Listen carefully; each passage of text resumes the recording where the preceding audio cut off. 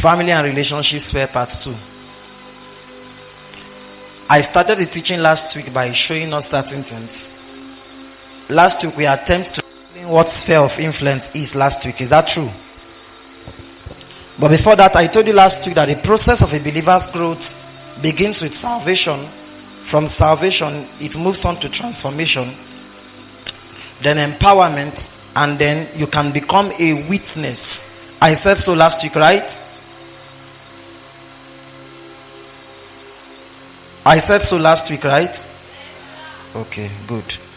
So, I told us last week that you have a jurisdiction as a witness.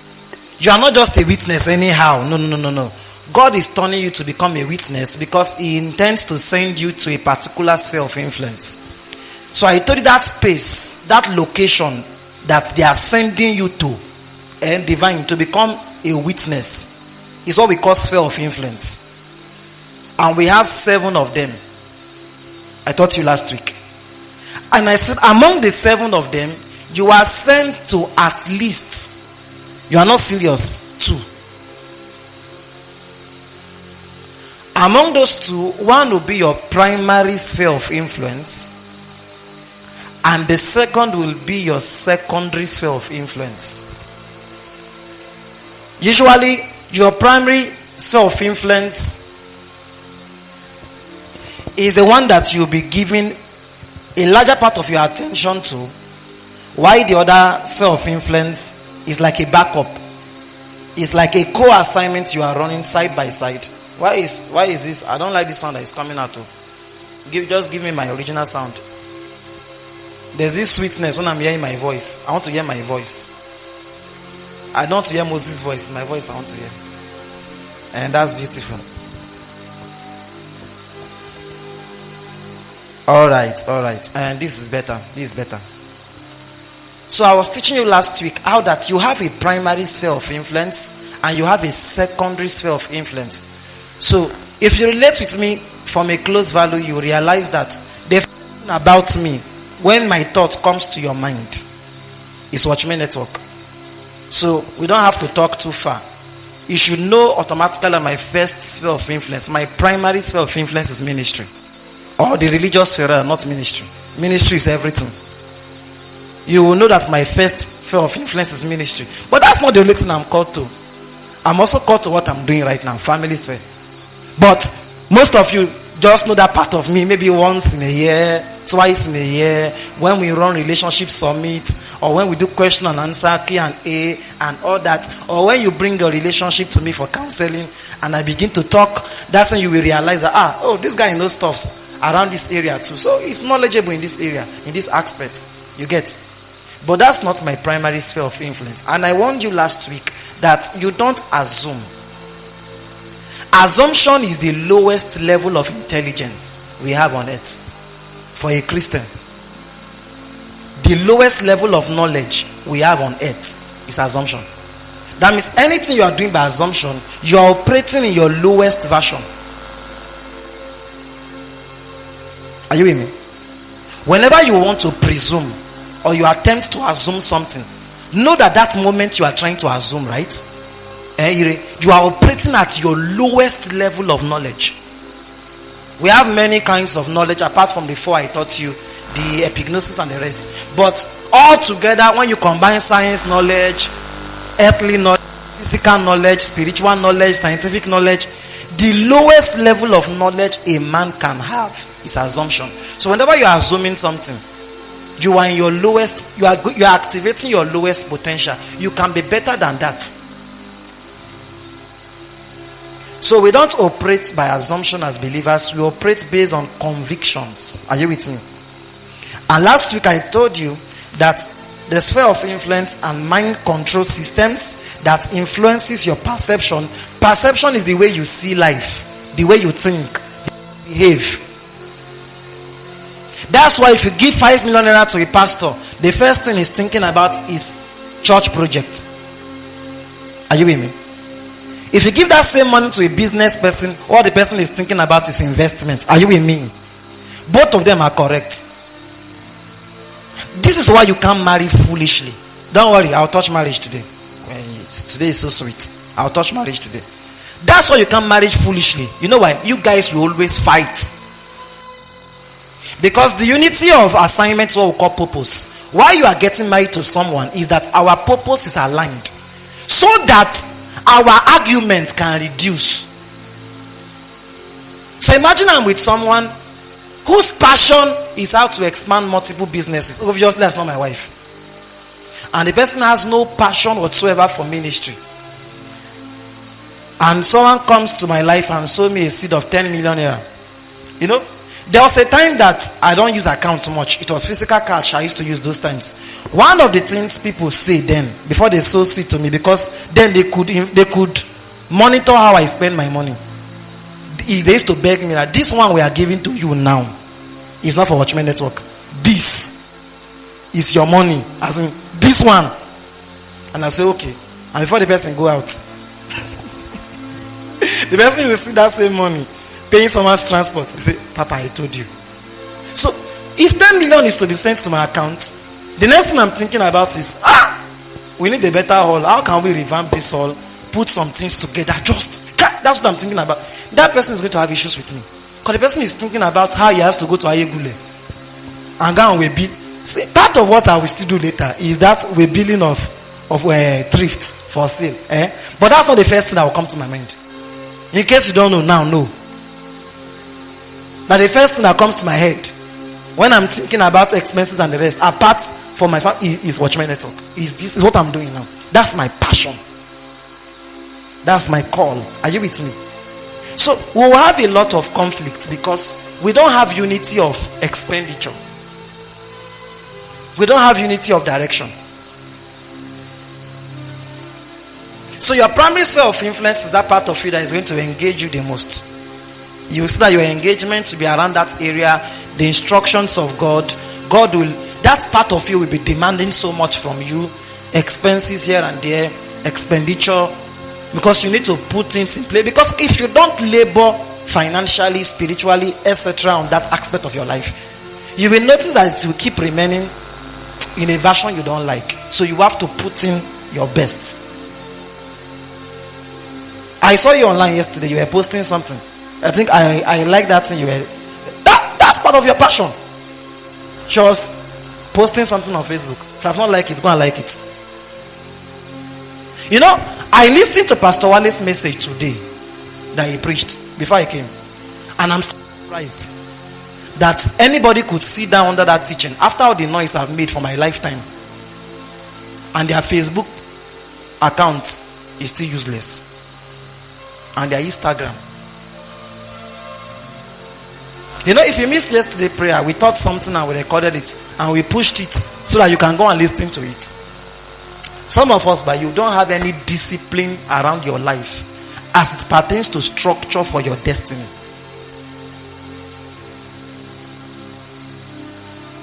A time will come. Not so a time will come. Maybe next week. It's because I didn't plan to do it this week. When we come up, the social media moment will not be for meeting that day. It will be enter your page now. Post your logo. Because some of your case has become that serious. The foundation fighting your family is in your mind. It's not battles in the spirit realm. It's the one in your mind. The stronghold that is fighting your destiny is stronger in your mind than it is in heavenly places. So we will tell you that day that enter, log in on Facebook now. Log in on Facebook now. Then post the name of your brand and say, this is what I do. Then after you leave there, we'll ask you to go to your status on WhatsApp. There's one of you that day, I don't mind putting on hotspot for you. You will download Instagram right here and TikTok. And you will promise them that once every week, you'll be posting soaking worship there. And you will sing and be looking. You know, I left here, I was coming and I was thinking about a good number of you. She know when I was talking, I come in just now, I was not talking to her. I was thinking about a good number of you. How that the way you are living your life is making it difficult for God to reach out to you. God can't bless you that way. Because those that God would have orchestrated to bless you can't see you. You are too hidden. And it's not spiritual garments that is covering you. It's just physical negligence. This phlegmatic. How many times this year have you posted yourself that you are a model on Facebook this year? Maybe we should start from there. Okay, those on Facebook don't eat food, Daniel.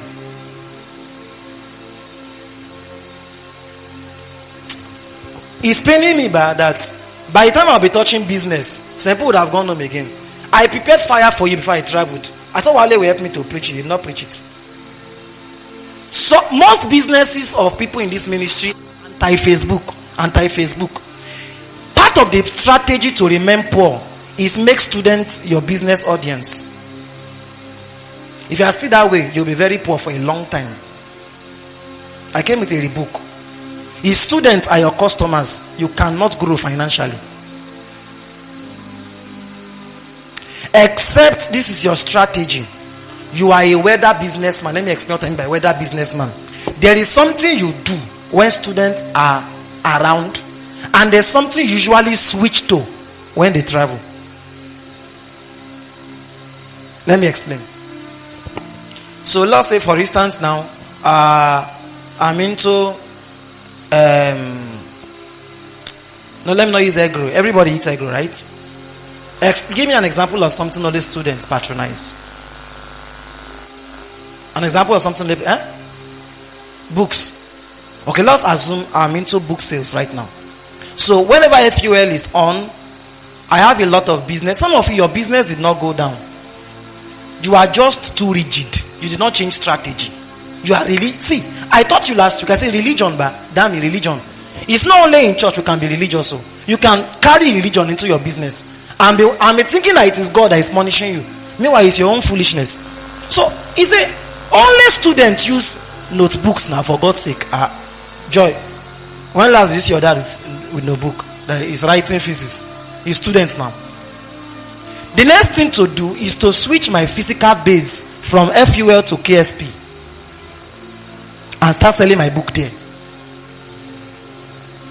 But now I'll have to now switch to something that is related to books that everybody in the vicinity buy. You are not yet an entrepreneur if you don't know how to switch businesses cheaply. That means you don't know how to enter into variety. If you are a very if you are a stubborn person that is rigid, this is what I will be doing, and Belos marry, you can't be a business person. You are not serious. No business person prospers that way. No, not at all. No business person prospers that way. Any serious business person is into at least 4 things they are selling. 2 is for some weather, for seasons. 2 is targeted to a particular audience. 2 is targeted to the other audience. So they vacillate these things based on the season. You know what I'm talking about? You have course mate like that. I had one, his name was Tosin, when I was on campus.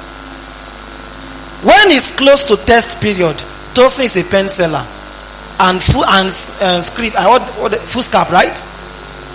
Then his foolscap was, is it 10 naira or 20 naira? Even if you are Tosin's best friend, that means you will pay. You must pay. And Tosin does not take credit. You will pay you will pay there.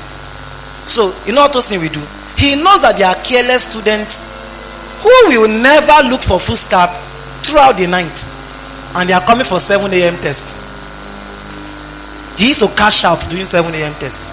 So he will just wave his 80 leaves notebook and sell. Sometimes he will cost the whole exercise book for tests.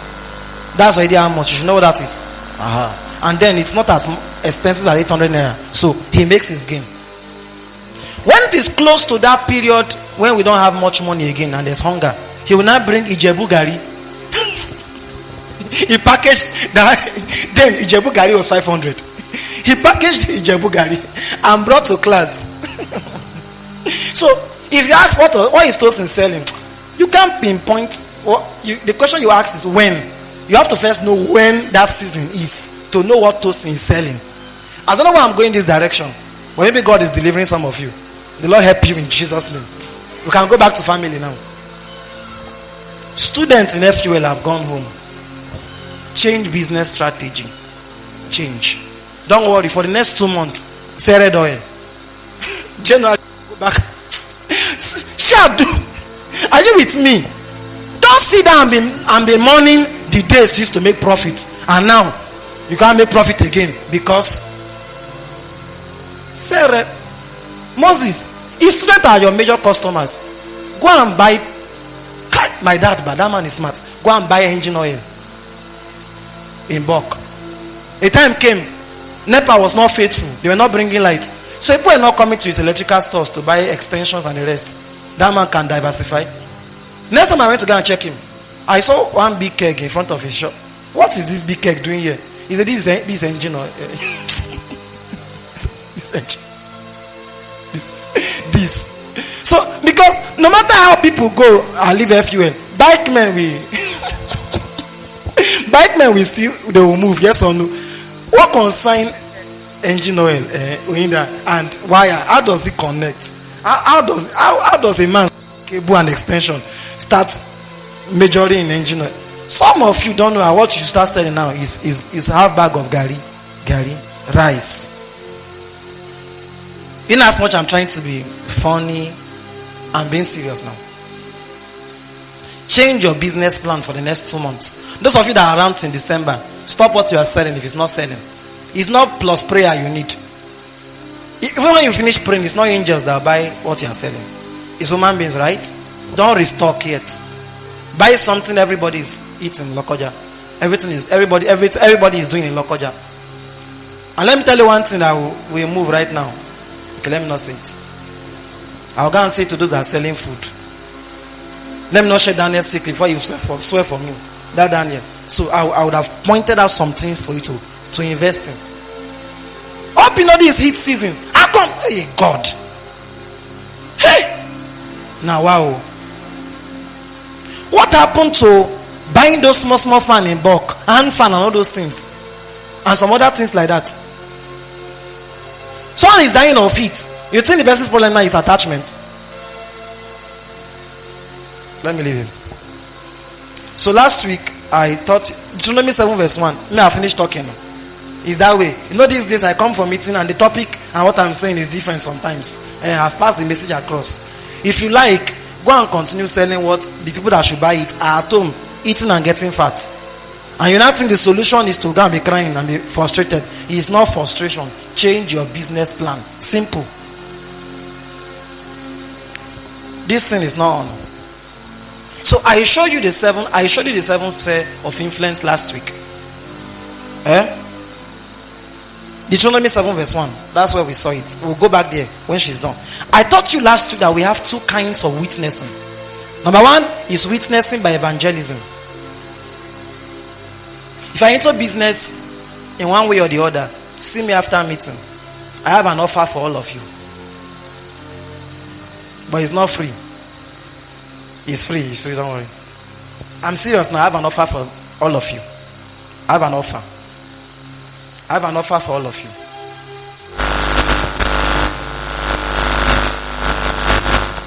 Specifically, Ebenezer and Danny. The process. So I taught that, okay, look at it. And I told you last week that when God was asking them to go to the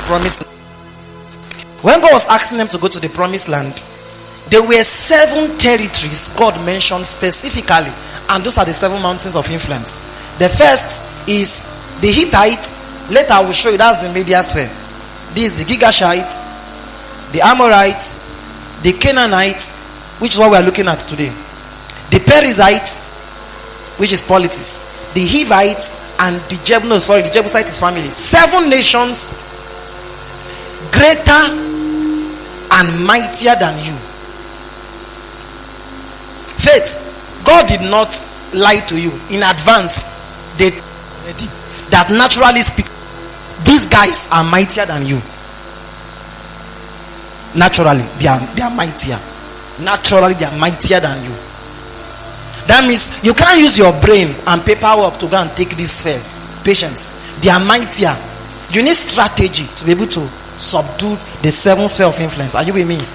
Aha. Beautiful. So I taught you last week you have a primary sphere and a secondary sphere. And last week we started towards the end with the first sphere of influence God can call a man to. And I told you all of us.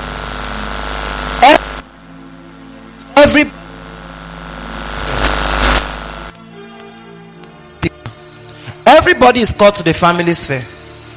Everybody is called to the family sphere. But we are not called to the family sphere in the same degree. It's a call. It's one of my sphere. But all of us will get married and give birth to children.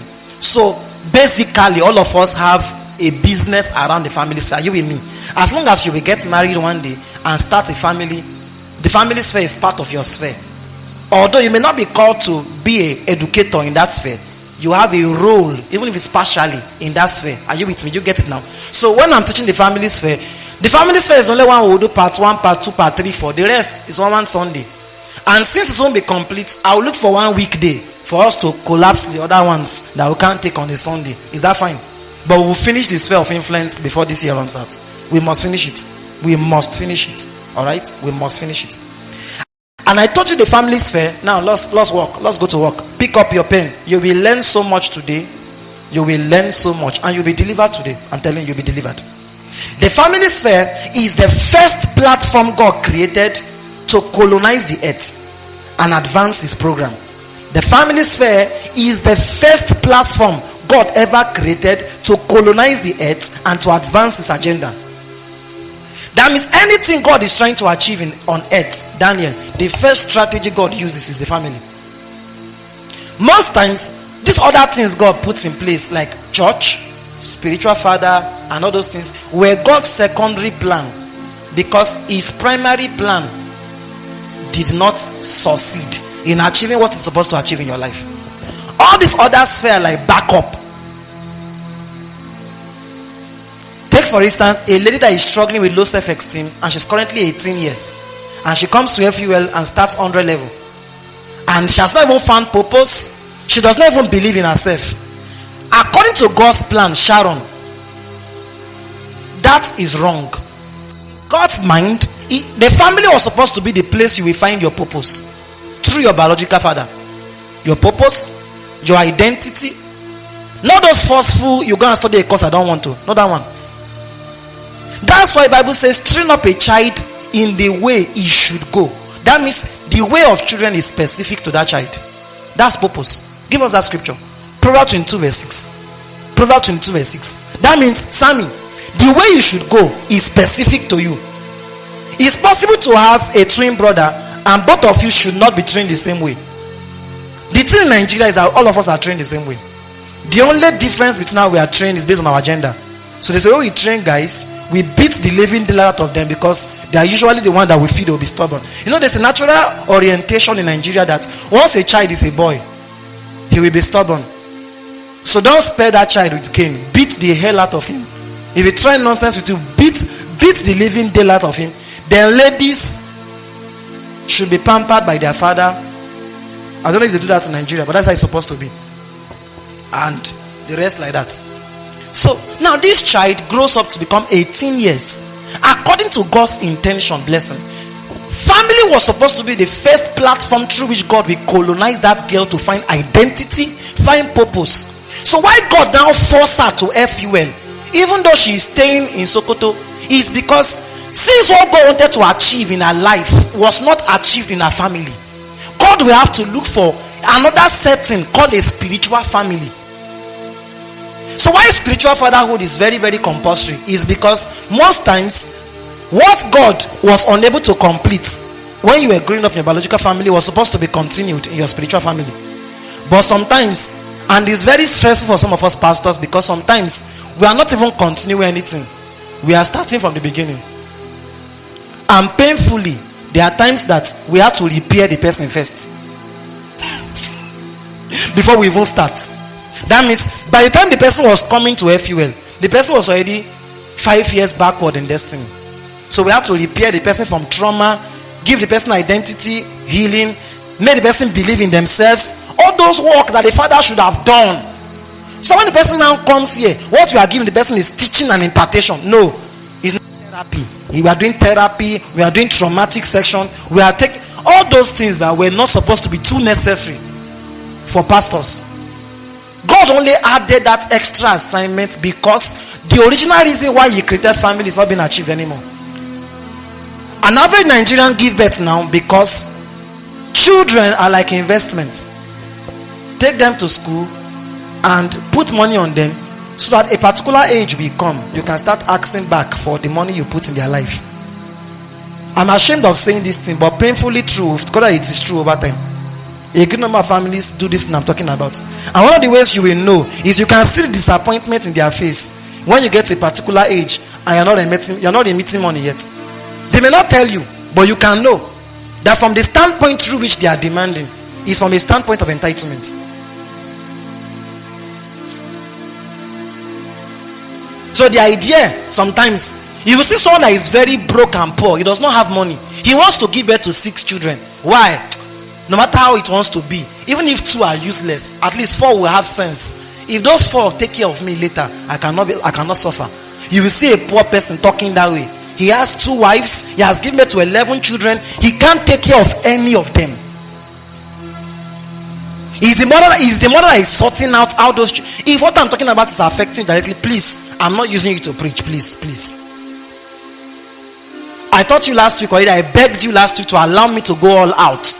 We can't heal ourselves from this sphere if we are trying to be. You get? I can't dribble. You have to be open to you. So you are seeing 11, 12, 15 children, and this man can't take care of any of them. He leaves them with their mother. All of them. Fend for yourself. Because the idea is they are supposed to be like investments. Meanwhile, God's original idea is that person that brought you to this world that is supposed to hold your hand and help you find your purpose and help you find identity in the long run. So this is God talking to parents now.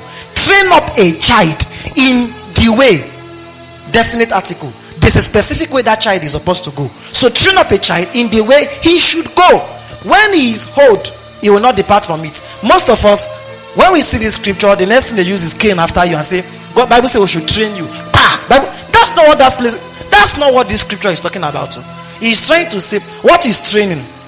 How many of you are currently under the leadership arm of Watchmen Network? Raise your hand. You are going through BSL currently, or BSM, Bethlehem School of Ministry.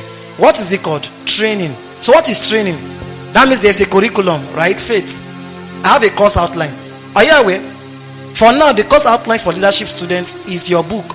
For ministry students, I typed out a handout for you. That's where I'm teaching from. So, is that curriculum that I'm using to teach? But a point came in your teaching ministers. I said, if you don't have your purpose, I will exit you. Do you know why I asked for your purpose? Because a time will come in the training towards December. The training will become specific. That's what I'm saying can't affect everybody anymore. It will come and meet you where you are supposed to be.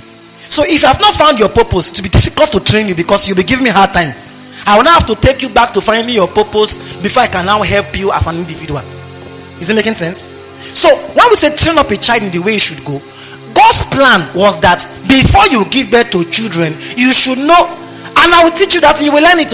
I know the name of my first child already. I know. It's supposed to be that way. Courtship is not for kissing and licking. It's time to spend time in prayers and say, how many people is God sending to us? Okay, we've seen it in the spirit. 3. Okay, this is the name of Mr. 1. He's going to be a boy. This is his name. You have seen it. You have written it down. Shall you say you hear God, but it must come to pass that way. And you write down the names of those children. And God have told you that Mr. Man, when Mr. Man comes first, he's a footballer. So it's based on what God told you. Once you give birth to that child, you begin to buy specifically toy balls for him. You are training that child in the way he should. That kind of child, when he becomes 10 and is going to play football, you will not beat him. Some of you, you know why you are confused? They flogged purpose out of you.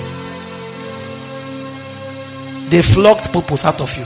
From age 6 to 7, I was already carrying stick and facing our road and saying, I will preach a whole message give altar call and do miracles. Only me. Then after I've tried it, I'll now come back in the night. From 8, I don't sleep till as late as 12 as a kid.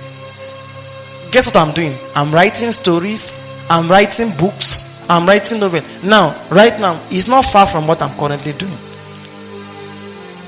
Imagine my dad beats me out of those things.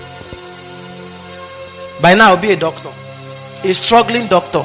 Angry. I'll have money and car. But I'll be angry with life. Frustrated. Out of depression one day, I will kill somebody. Most of them, don't blame them. It's from depression they kill people. They inject the wrong injection. Because he's not supposed to be there in the first place. He came there because of money. Not purpose. I'll not discover the second one is supposed to be probably a fashion person. So what will I do? I'll start giving her all those baby toy. She should be plaiting the hair, wearing clothes for the baby. It's not compulsory you must buy doll for every child that is a girl to plait hair. It's not by force. That's generic training. Training is supposed to be specific. So in God's mind, it is through your parents you were supposed to find purpose, find your direction in life. They will now add character and all those other classes, because there's nothing as beautiful as when you come back to your parents at age 10 and you have some confusion, you ask questions, you say, yes, based on what God told me.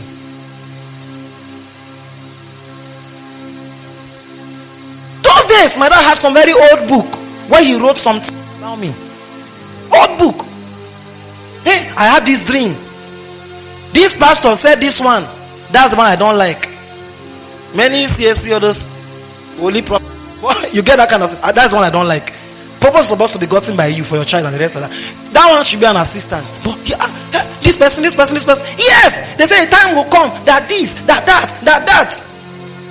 Sometimes I would have taken a step in life and moved on, and we'll be discussing one day. You say, yes, they told me that one time that when you were small, I saw this kind of, I've done it. That means I'm working in script. It's supposed to be that way.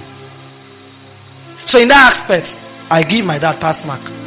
And that one, in that aspect, I didn't say every aspect. In that aspect, it's pass mark. Because one thing his fatherhood was able to achieve in our lives was that everybody stayed in their purpose. If he carries me then to go and wire houses and do all those, because he's an electrical engineer, and takes me to all those works he does, or takes me to iron ore company, then the counterpart of Ajakuta. The next thing I'm looking for there is popcorn. He is working, I don't care. I'm not even telling him where done. It's not my business. It's not no passion for it. Nothing. Me and wire. We are not friends. What concern me? But I discovered the one that I'm following directly. That one began to follow him. That one will see things. He will scatter it. He will couple it. When your child is always scattering things and coupling it, don't beat him. Oh. It's not all that is rough play. Some is that engineering spirit inside of him that is gaining expression. Now that child is currently a lawyer. Because you could not become a lawyer, you forced him. He's a lawyer. So that from small he was already telling you his direction. He will carry iron and be choking the TV and be spoiling everything. He's trying to lose everything losable in the house. He will carry your phone and lose it. Lose your battery. Lose your fan. Lose everything in the house. That's what that one was busy doing. Losing things all over the house. And they did not beat him. They studied him. Okay, he's a loser. Not loser, but in life. He's one that loses things. He kept losing. Okay, well done. So later my dad know this person will take over my profession. God.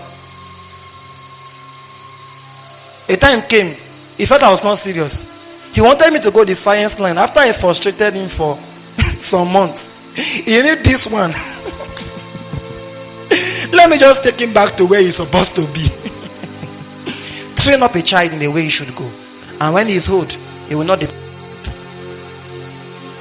Marital decision later should not be based on, we don't marry Gala in this house. It should be, my daughter, go and pray again. When I gave birth to you, God told us this is the kind of husband that will come for you. There is that rest of mind you have when you know you are being guided by someone who knows what he is doing. I'm serious. What I'm saying, I don't know what it looks like, but your children can know what it looks like. The change can start with you. Don't take them through that confusion you went through, looking for your purpose. Some of you is 300 level, you found purpose at age 22. A old man, you are fine now while you are alive when you are already 22. It was not supposed to be that way. It's from home. So, family is the foundation of God's program. The first platform through which God will achieve his program on earth. And I told you last week, it is also Satan's first place of interest. If Satan will destroy your life, he will not wait for you to grow. He will start from your family. Every weakness you see a family having is not about having weakness. It's about those in that family. I'm telling you. Satan will destroy your life. That parable of Jesus, that a man came to sow tares among weeds. The sphere that fits that parable the most, your family. Your family is that place where Satan will come when you are still small. Sow something and go. He is so sure your life will scatter. Satan is a prophet too. He can know that you are supposed to be a great person in life and put you under an abusive mother or stepmother. He knows that he does not have to come back. By yourself, you will destroy your life before you become 15. So Satan allowed you to they should give birth to you. And the man did not change. Irresponsible man carrying women up and down. Siba, I have pastored for a while and I've heard stuff. But to be sincere with you, Daniel, 89% of issues I am trying to sort with people are tied from where they were born. It's their family.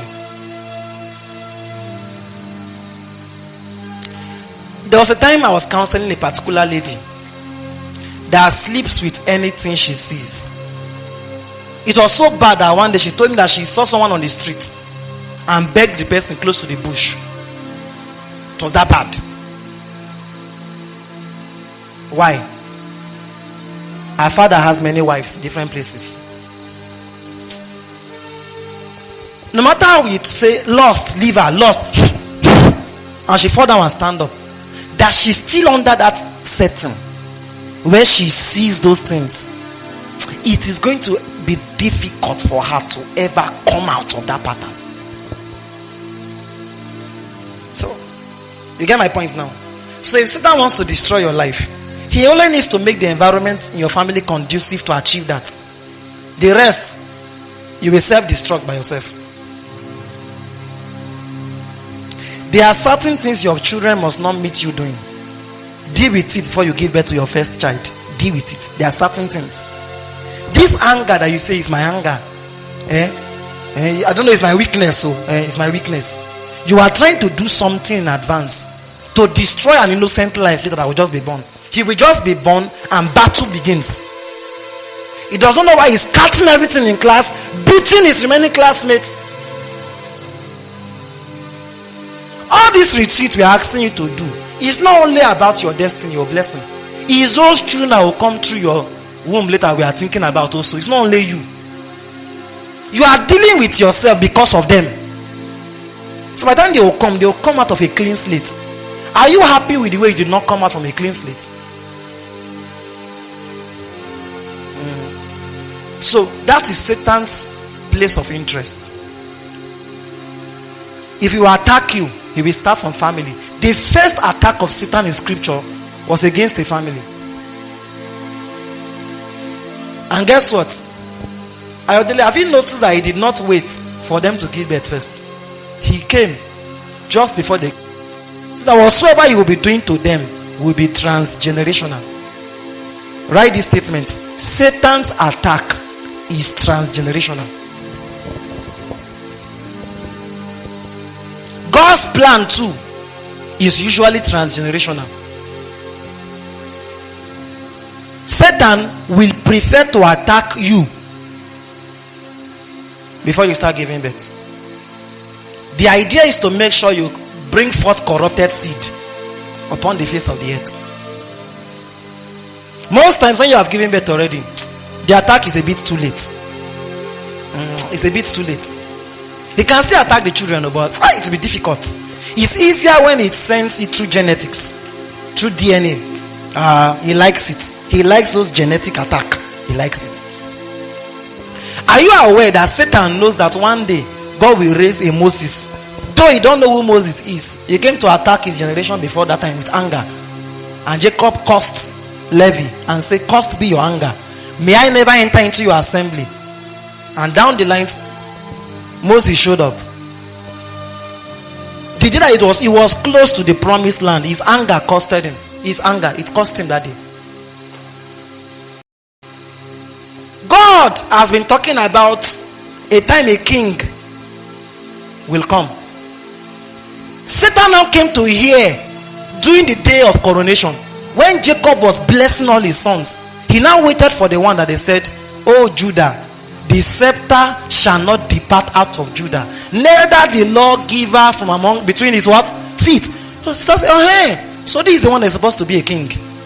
Okay, that means the kings that will be born will come from Judah. Let's give him lust. So Judah woke up one day and went to go and carry his daughter-in-law and slept with her and gave birth to twin. It was not about Judah. Satan was not looking for Judah. Judah was not his problem. He was thinking about David and Jesus. Consequently, 10 generations. You know why? According to the law. Hey, let me share revelation with you. Let me leave phone first. You know, it's been long I taught you by revelation. Let me leave Jota first. According to the law of God, damn me, whenever you give birth to a bastard those days, in Old Testament, that person cannot come before God until the 10th generation. Do you understand? So, if I and divine fornicate, for instance, now we give birth to a child outside wedlock, those days, till our 10th generation, that person cannot be used by God in his program. Is it making sense? Meanwhile, according to God's timing, it was it was in David's time he was supposed to raise a king. But guess what? David was the 10th person from Judah. That was why God was waiting for the cause to be averted first before he raised a king. But just before that time, Israel came and said, "Give us a king by force." So God had to raise Saul. That was not part of his plan. While he was waiting for his man to be ready. Is it making sense to you? Israel was just a bit impatient. Just a bit. If they had waited for some years extra, God would have given them a king by himself. So Saul was not part of God's program. But God could not push anybody from Judah yet as a king.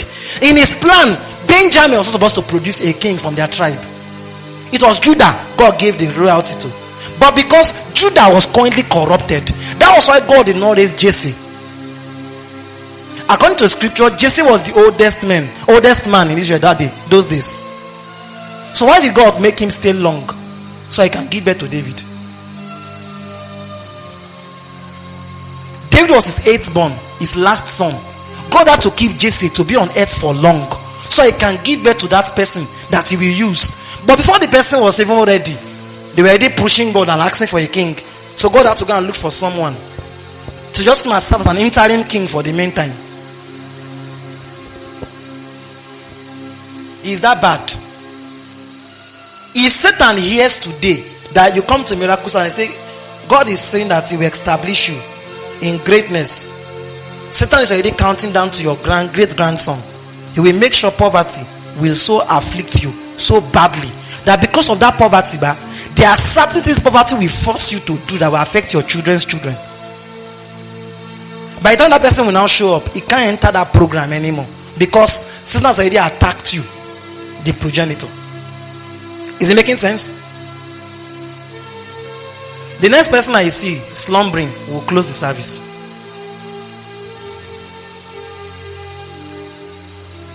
I hardly slept in the night. So if you can't be disciplined enough to receive God's word, I will close the service. We don't take that level of indiscipline here. We didn't have a vigil yesterday.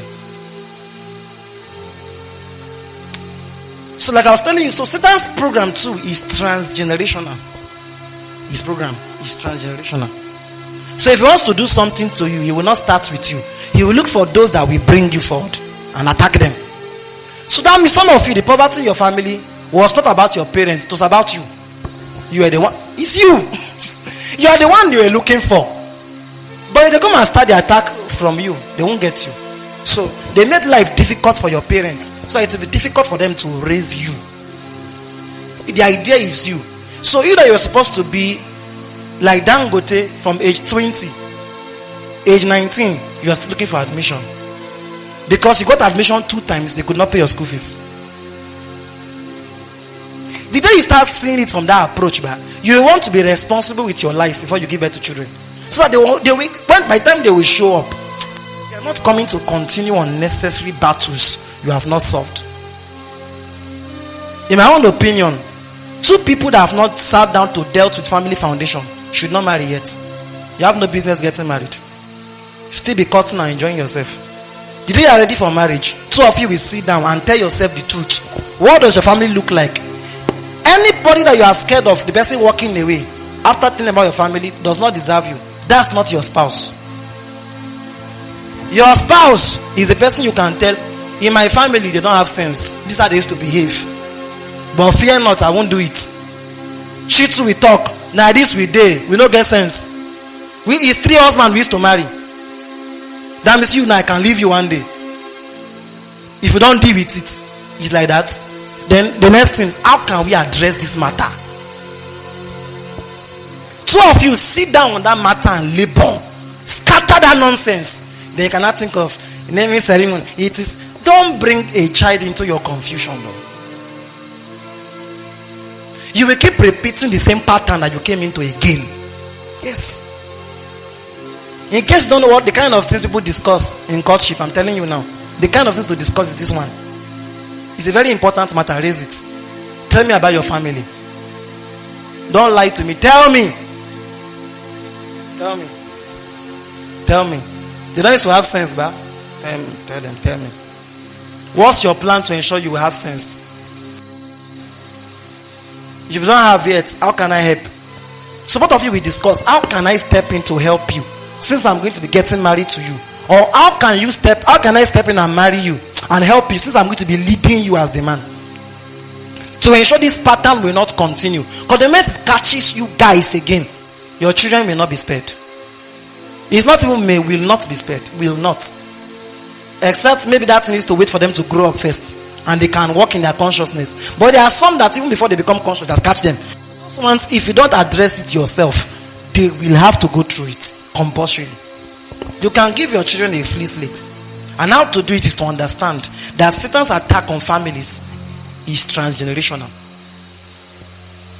And I was teaching one vigil one day, blessing. You are not yet a sincere person until you stop that biased system of judgment. Let me explain. Biased system of judgment means if they ask to talk about someone else's family, you can run your mouth like parrots. But when it's your own, you are seeing the nonsense they are doing, you will defend it. Defending means when they say, why are your family like this? You try to look for things to make it not feel too bad. But if someone else's family you see that thing in, you will attack it with all vigor. You are not a serious person. You are not sincere. You are sincere the day you can know that what is bad, no matter who is doing it. I repeat. That means you will not justify your dad or your mom. If an attitude is rotten and they are doing it, you will not say that's how we behave in my house. It's wrong. This is how we used to behave. But I know it is wrong and I don't want to continue it. Until you are that way, deliverance has not started for you. You are not serious yet. If you're a very sentimental person, you can never break out of family battles. A sentimental person can never break out. You must first die to sentiment. I'm telling you, you must first die to sentiment. The sentiment Femi Lazarus said yesterday, I was very shocked. I have never heard that statement before. I've only thought about it myself. Is some of you, your family battle is so bad that the only way you will survive is to make sure you marry afar. Your children must not see your other family members and how they behave. There's no way you can help them. That's the only way you can help them. It's that bad. Some cannot be managed. Imagine the one that has themselves and killing themselves. What do you tell that child? That don't behave like this. I'm seeing that I should not behave like this. It's easier to do something I am seeing, not what you are telling me. Some of us, the way you are behaving, it's obvious you are not yet ready to stop that nonsense happening in your family. You are still sentimental. It's on such matters I become firm. I'm firm. Oh. There are certain matters I and my dad will disagree. We disagree vocally. I'm a man. If I'm not before, I am now. I have a home, and the first person in that home is God. After God, the next person in the Benjamin family, this one is me, not my father. His family ended with him, my mother, and us. This one now, the first human being accountable in this family is me. So there's certain matter I'll say, hey, your influence have crossed boundary. Today he said something, I beefed him for a week. When he called me, he corrected what he said. I said, don't, there's certain things you don't do. This is not your house. I'm your son, but this is my house. Some things must not continue. It must be that intentional.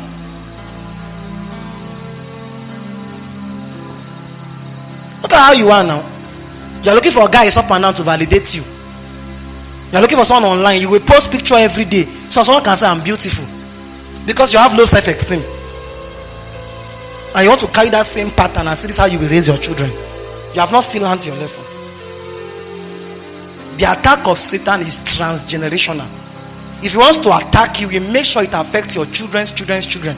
He doesn't give you an easy wound. He gives you a lasting wound that will transcend you. That's Satan for you. Same thing to God gives heritage that is transgenerational. But the idea behind family is to be able to start something with a man that should continue. Either pain, curse, or blessing. And some of you be sincere. The blessing in your family has not started yet. For now, what you guys are still dealing with is what? Is curse.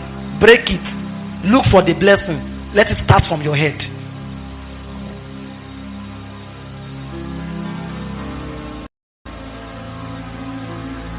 Don't spend any time saying nonsense and rubbish to yourself and get married and start the same nonsense. You are seeing fire on the mountain. You are not addressing, you are not quenching it. You are texting love messages to yourself. You have mind. You are seeing fire, better fire. And any fire you can't confront, don't marry the person. It's not by force. Don't continue. Be sincere. I don't think I can put up with this. Fine, you can go. But tell the person the fire. Let the person know what they are dealing with before you get married to anybody.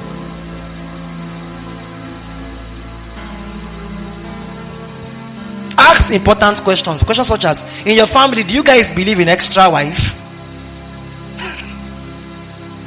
So later, I will not see you carrying one woman to the house one day. So what is it? No, your mother will not come to the house to come and visit you. And next night, she's coming with someone. And I'm asking, is that your cousin's sister? Say, no. In my family, after 6 years, the wife is now old. So we have to bring another one that will just be taking care of you. No, this other one I've already given birth. Ask. And if the person is not talking, because some guys don't have sense, so the head is not correct. You lady, you have sharp mouth. That visiting you go and do is not just your first visit. Your first visit, but your first visit. Don't go to go and catch phone. Go to go and study. Then come back, wait for 1 week, ask questions. When I went to your house, I saw 2 women. Who is the second one? Is it your aunt? No, it's my stepmom. Sure, we're talking that and you say your grandfather has 6 wives, but 2 outside, making it 8. You need to start asking questions. What's your take about an extra wife? So I'm scared he's not your husband. Anybody you are scared of is not your future husband. My apostle ends here. I'm not apostle at home.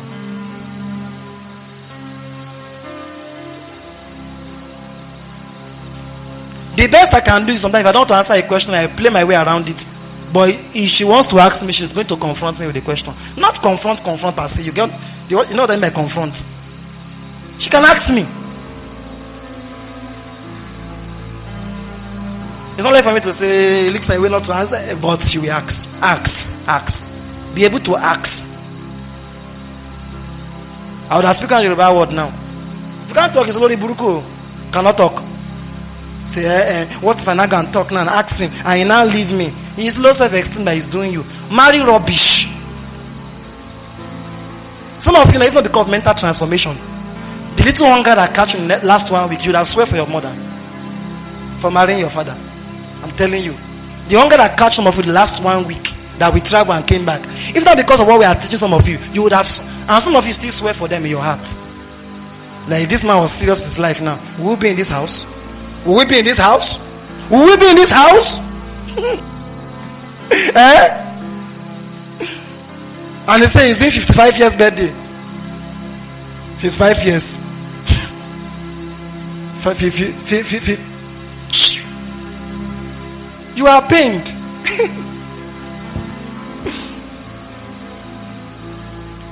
Satan's first place of interest is family. Exodus 10.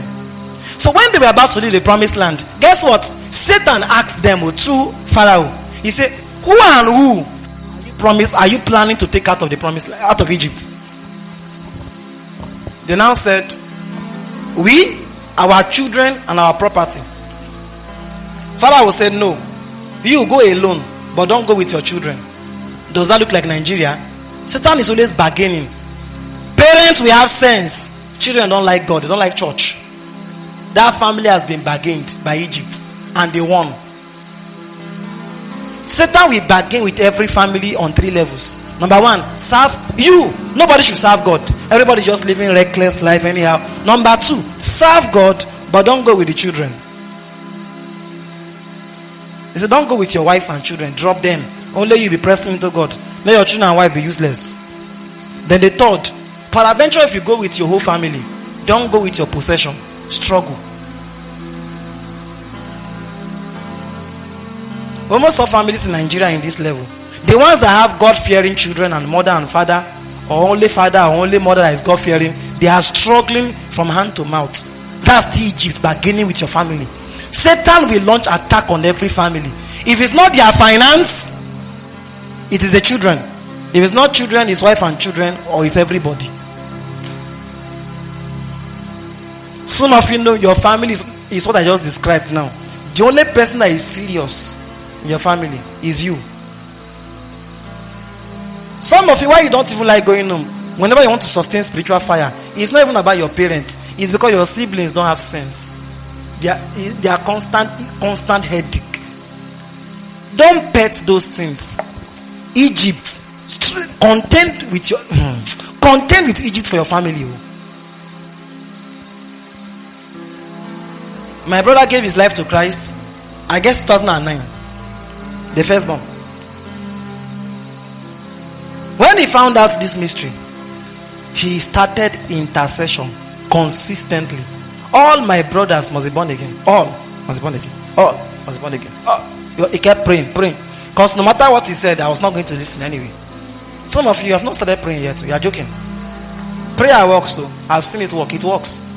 It's prayer that catch me. Me like this. When I gave my life to God, I was not ready yet. It was prayer that used and catch me.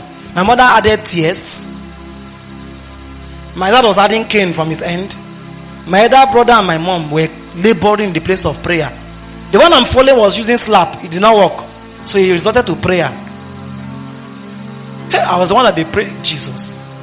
Only God know the kind of demon that was inside of me that time. The kind of prayer they invested on just me. Hey. They spend time praying. This one, you must be born again.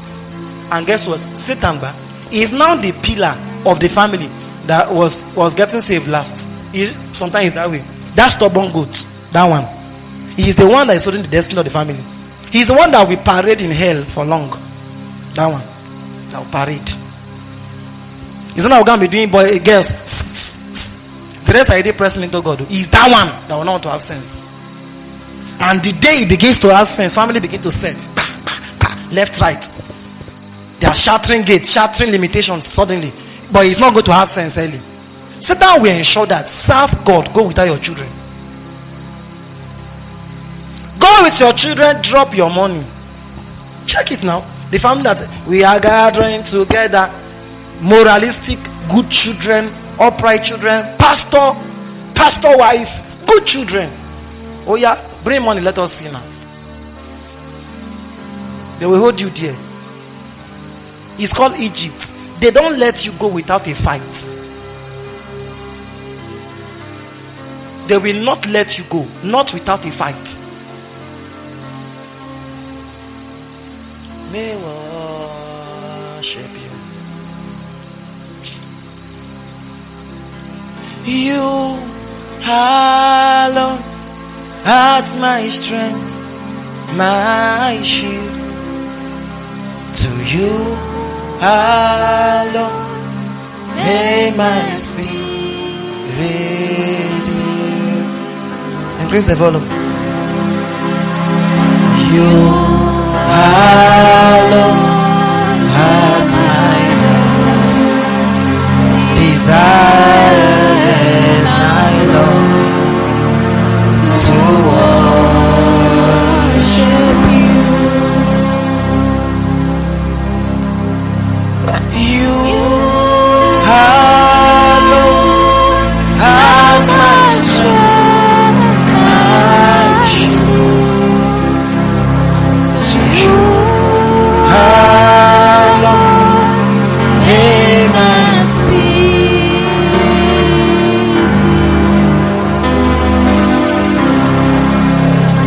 Very intense presence, please.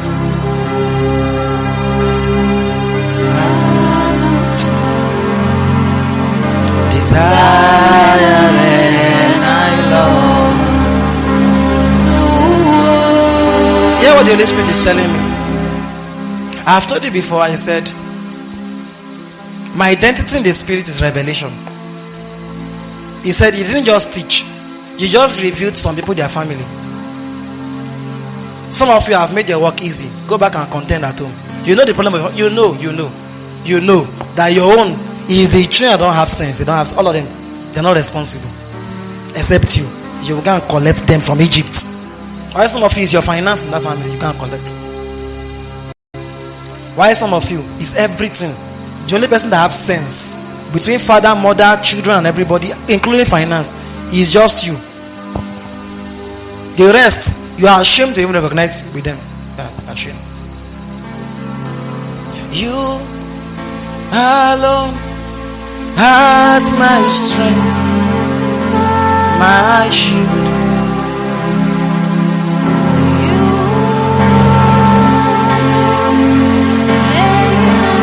See what the Holy Ghost just said. Satan's plan is that peradventure you have conquered all, they will start a retrogressive process to take you back again. Let me explain. So when there's finance and everybody is bubbling, they'll come and touch father, he will die. Finance will start going down. When finance start going down, what happens next? Children start becoming wayward again.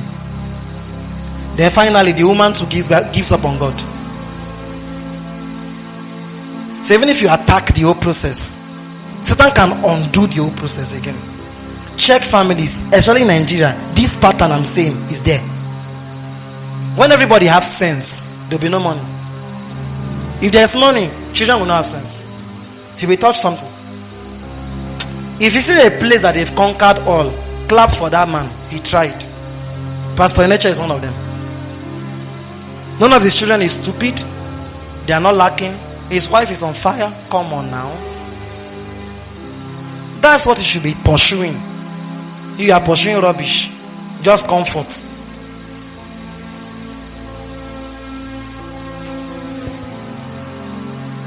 Write this statement. Families where individuals are first molded or damaged. You alone may my spirit heal. You alone at my heart, desire and I long to worship you. Yahweh, Yahweh, where would I be? Sam, help me clash the cymbals. If not for you, that's why I sing. Yahweh, Yahweh, I worship you. I worship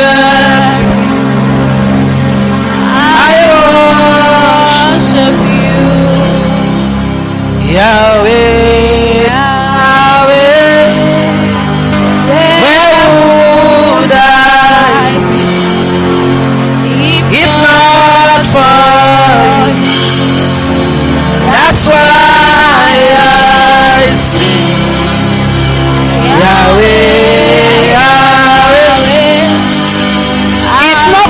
I'm a pastor. Listen.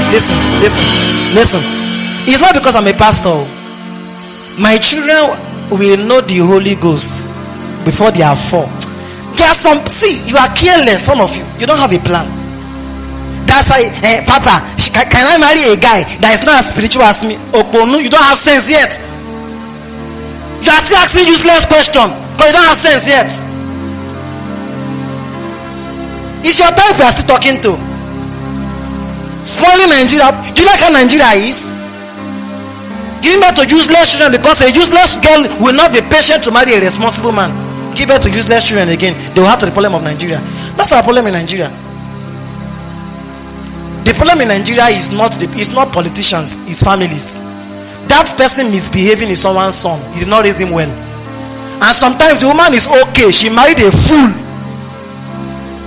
And Papa, he comes to church, but he's very violent. He's not that spiritual. He's not serious with God like that. But I know I can change him. Bele Holy Ghost. I'm trying to say those useless in the Senate House are product of indisciplined parents. Try to imagine every family is like what I just explained just now. That in nature kind of pattern. It means our governors can't steal money because they were never raised that way from childhood. Their parents did not raise them that way. They were not broke growing because they grew under parents that had money and that taught them the ways of the Lord. So they can't be stealing your billions because they have it, but they came there. But this one now, someone that they don't eat except once in 2 days. He's not used to money. He sees money for the first time. Why will he not steal it? He will steal it because he doesn't know when next he will get that money next. He knows he will live in 4 years' time. So he must steal everything. Because he was not brought up well. If we don't start repairing families from our generation, we will raise children like these people that are tormenting us currently again. Look at you now. It's when you came to school, you started following Jesus. And your father is a pastor. How were they that careless? They did not notice that you're not born again. Because you were doing praise and worship in church. You too, you will raise children later and assume that because they're in church, they're born again. I'll get there later. That's the assumption of many parents. And we are Christians now. So our children, if you have not given your life to Christ at any point, you're not a Christian. Even if your father is a reverend, an apostle. How many of you were led to Christ by your parents? Terrible. I asked this question some years ago in Watchmen Network. It was only one family that raised their hand. One family. They're not even here now. Only one family. The rest persons went to a crusade. They went to school FCS. Who is your father? You'll be a reverend, high apostle, JP. How come you never met Jesus? In the first place, God wanted you to meet him. You had to leave home as an adult to go and meet Jesus. And you're still asking if you should marry a guy that does not have sense. So your children will repeat the same thing again. Some of it's as if you like that thing of praying for children for the first 16 years to have sense, because they're always reporting them in church for raping a girl, stealing church money, church TV. Some of you won't like that thing. For 18 years you are praying for the child. Then the child now have sense. You love it. Because that's what they did to you, so you love it. That's the pattern you are used to. They have to pray, use Cain, use everything before you give life to Christ. They just took you to church, but they never took you to Jesus. Family is where children's destiny are molded. This is why when you see serious pastors, their children grow faster. Do you know why? They labor more at home. So when they come to church later, it's just build up. It's just build up. Vow that your devotion will not be that type. Your children will come and sleep inside like you did. Because it will not be dry, boring, and religious. It will be fireful. I know of a family that division enters into 9 sometimes divine. This will enter 9 o'clock sometimes. You know why? Power, outbreak, and prophecy. Family devotion. And they are not pastors. There will be the move of the spirit and prophecy inside family devotion. Just quality Christians. No, not concern us. Have you eaten? If I've given you food and I've paid your school fees, I'm done with you. That's what we believe. You should be fine by yourself. Are you a child? Some of you, the letting that connect them and use school fees. And how many girls have aborted several times and their parents are not aware? And they are at home with them, laughing. And they are clapping for the child. This is my child. God will use her.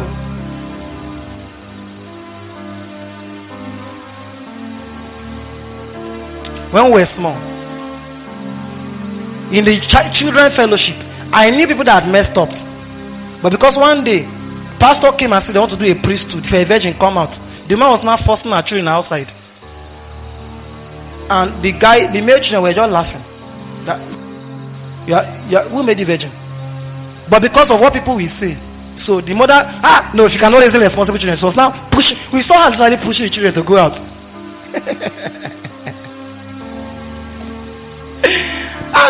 and we know the girl with Kayode. You know, they can never trace Kayode. Talking about many years ago now.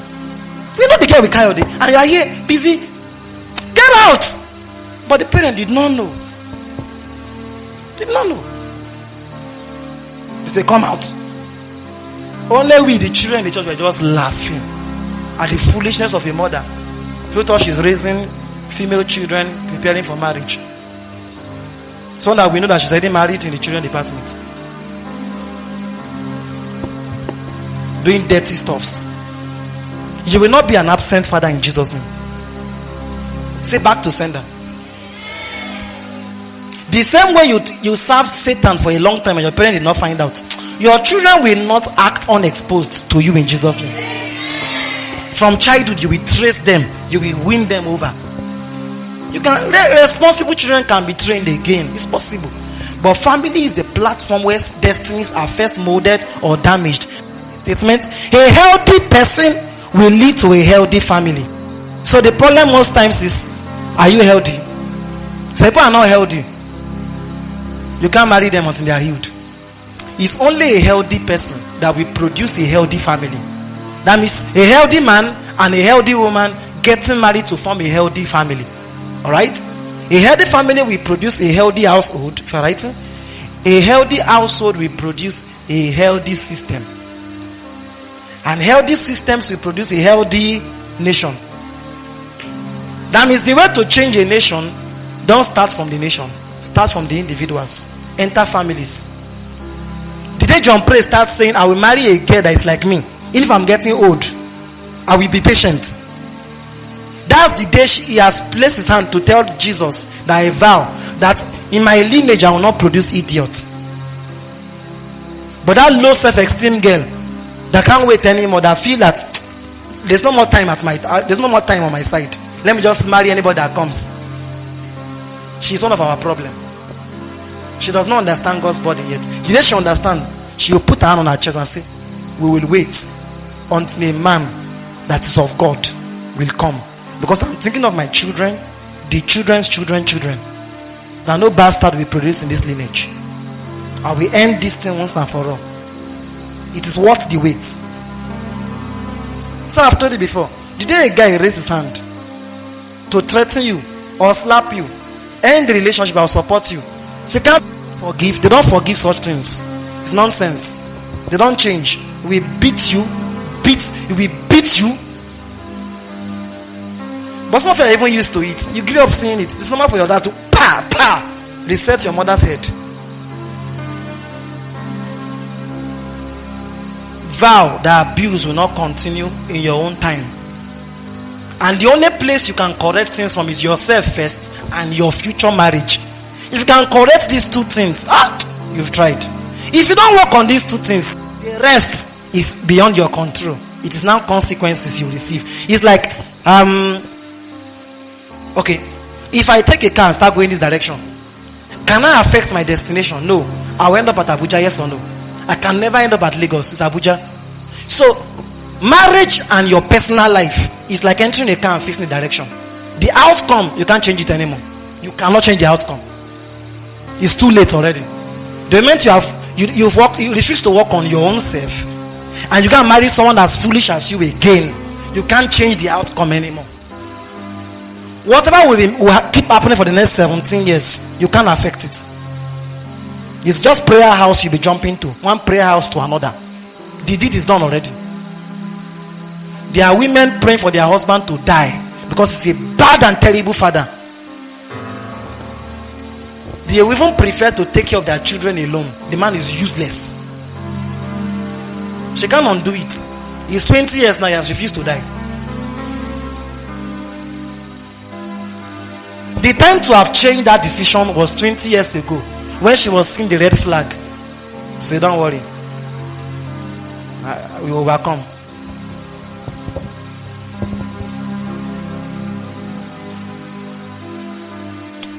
Write this statement. Joshua 1:17. Joshua 1:17 rather. I worship him. Jesus, you're the sweetest name of all. 7:17. Jesus, you'd always hear me when I call. Jesus, you lift me up each time I fall. You're the sweetest. Look at it. And he brought up the family. Let me not do myself like last week. Let me use my phone time or my wristwatch. And he brought the family of Judah. And he took the family of Zahite. And he brought the family of Zahite man by man. And Zabdi was taken. God was trying to reach out to Achan that committed sin. He said the first thing to do is bring every household in Israel. Every tribe. From tribe, God broke them into household nests. And this is how God does these things. From household, he said bring each family. Then when the family of Achan start passing, say bring man by man. He said this is the person that stole it. That means God, he is very detailed about families and household. The only thing God did not allow you to choose is the family you were born, no matter how useless it is. But the rest is your choice. Some of you have to write that statement down because you will forget. And you need to keep saying it every day. Because you're about to make the same mistake of your mother again. I wonder how people will see someone that looks like their father that misbehaved and go and choose someone like that exactly again in their right senses.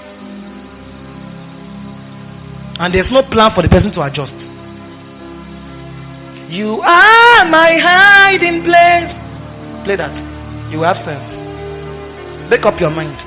Sometimes but make some decisions that are not emotional. It's because of your future. So it will not take you anything to break that heart. Break it. Break it and save your destiny and save your generation. Break it. Break that nonsense heart. Break it. Break it. I have ended a relationship before and there was nothing the lady said I was not going to continue.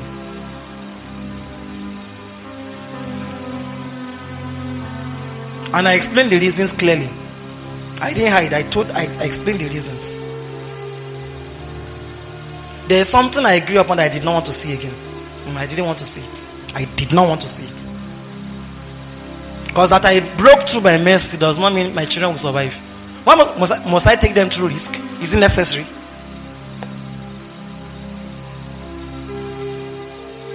Your grandfather died 5 years after into wedding, when they just gave birth to your mother and few siblings.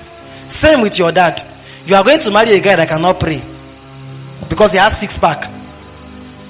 You don't have sense. You know why? That is not even spiritual makes it easy for him to die too. Are you with me? The ones that were even spiritual hardly survived. You are going to pick someone that cannot pray. He's struggling with prayer life. And that's the person that you want to use to break family pattern. Of husband always dying after 3 years of marriage. Someone that is not serious with God. There are things that should be parameters of saying yes or no. Forget. Before you even go and pray, there's some things to just use as standards. And escape for your life. Escape. A girl that has serious attack in her family. One day, a guy came to propose to her. You know what the guy said? He said, my mom died one day. My dad stayed on the dead body for 24 hours and kept praying until she jacked back to life. Are you that kind of person? If no, I can't marry you. I love that kind of proposal and answer. I love it. She knows what she's dealing with in her family. She knows the kind of person that can break it. She knows it's not black glass and 6 feet tall that she needs to deal with that matter. It's fire.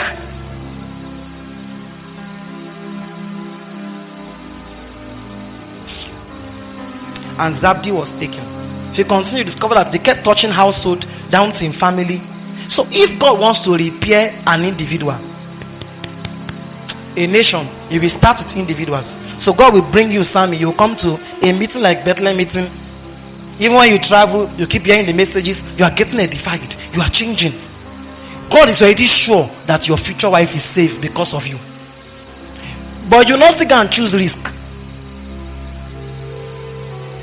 By the time if you want to pick a wife among the serious too. Doesn't have sense. Pick someone that have sense. Pick someone that have sense. It will give you less work. Pick that person. You're already sure that 70% of the family issue is settled. Then two of you have discussed. You know what to plan against. You know how to raise your children carefully. You notice a pattern of family people always abusing family people in your family. Your type of person, you know that omugo will not be done unsupervised. Okay, let me leave you. Sure, you are a careless person. You were raped by an uncle. Your mother was raped too by an uncle. You gave birth to a first child and it's a daughter. And during Christmas, it's your house they want to come and do Christmas. If you can't stop it, which is the best option though? When the uncle is coming, you create a system that don't allow your child be alone. It's patterns, they repeat themselves. I will tell you later. It's under my teaching. Patterns repeat itself until someone stop it. And you don't stop it by random guessing. You stop it exactly from happening. You take prompt action and stop that nonsense. I'm telling you. There are certain things personally that are principles for me. That one, I will argue with my wife to the end. This thing will not do it too. It's not trauma. I'm trying to avoid something. I have seen it repeatedly. And I know it's not everything you end by prayer. Something is physical action. Physical action. I'm telling you. Physical action. I just dealt with one recently. Physical action.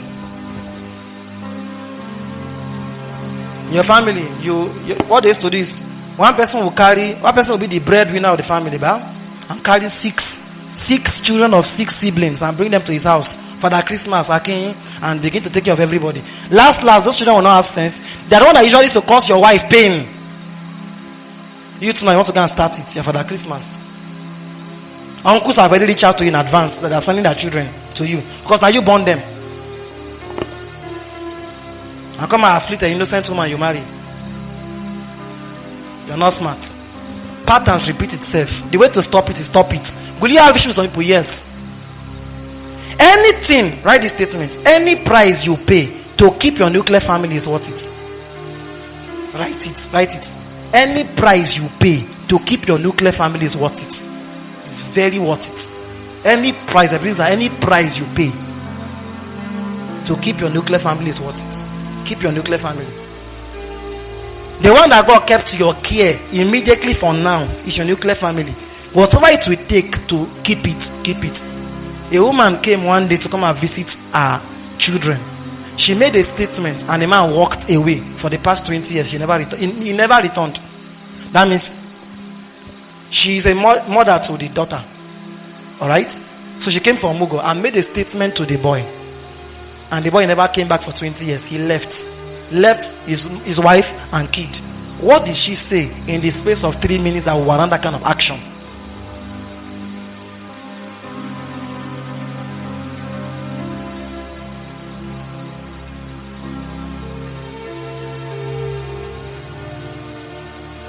If an issue break out, support your nuclear family. When you go back to your spouse in the room later, then tell each other the truth. Do the blasting there. But if it's outside, support your spouse. At that moment, support that person. Support. Any price you pay to keep your nuclear is worth it. Keep it. I'm telling you one way to have a healthy life. One. Number two, a healthy home later that will not break. You will prioritize that home. If not, don't start it. If you prefer your father's home, go and marry your father. He has his wife and he kept his family. Keep your own. Any price you pay to keep your nuclear family is worth it. Keep your home first. When you go back home, release fire on each other. And that thing, You're not supposed to have said it. You're not supposed to, but that moment outside, so keep your home. It's when you have scattered everything, your senses will come back. You now realize that you just repeated the pattern. You scattered your home. Like she did, she scattered her home. Patterns, but it has a way of overwhelming people's senses. When you are misbehaving, you will not think. That's why you have to create a structure before that time to ensure that certain things will not repeat itself. I told you to be hot. I'm telling you the truth. Some of what I'm saying, you know. And I'm warning you in advance.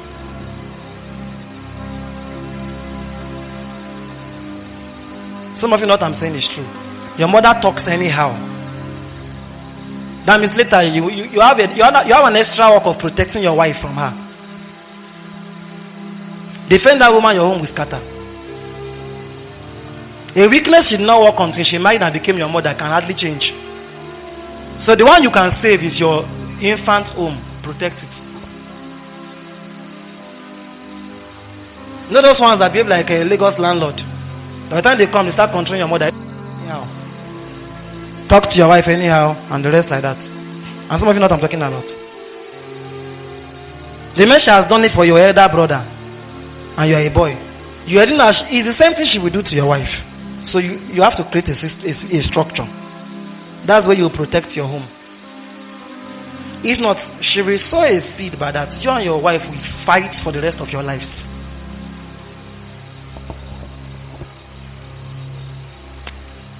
So individuals are first molded or damaged in families. A healthy individual will produce a healthy family. A healthy family will produce a healthy household. A healthy household will produce a healthy system. A healthy system will produce a healthy nation. So if you want to change a country, and pick individuals first. So the Nigeria transformation is a very difficult thing, right? Very difficult. Very difficult. If you're a spiritual father, you have more work in Nigeria. It's those your sons you are raising that whether scatter Nigeria more or reduce it based on what you are teaching them. Then make sure you be careful which who each of them will marry. You have saved a generation. You've done so much for God. If you have 15 members only, or 30 members only, 15 boys, 15 girls, and 15 want to marry 15, and that's what they want to do. If you can teach these people well, and those 15, both pairs are okay, 15 pairs are okay, you have contributed your quota to your generation. I'm telling you. Leave the rest to God. Their children's children will just continue to have sense like that. The moment you see irresponsible pairing, withdraw.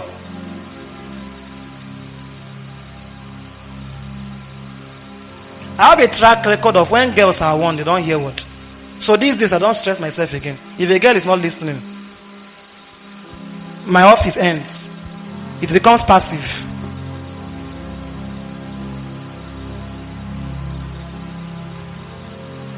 So I will not contribute to a damaged system later.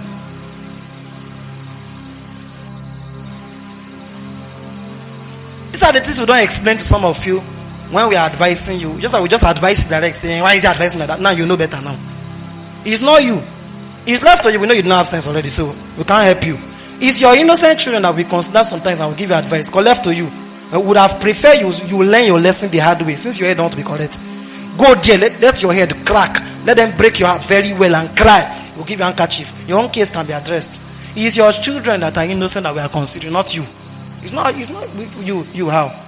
It's your children that will become governors tomorrow, that will go there with trauma because of the man you married.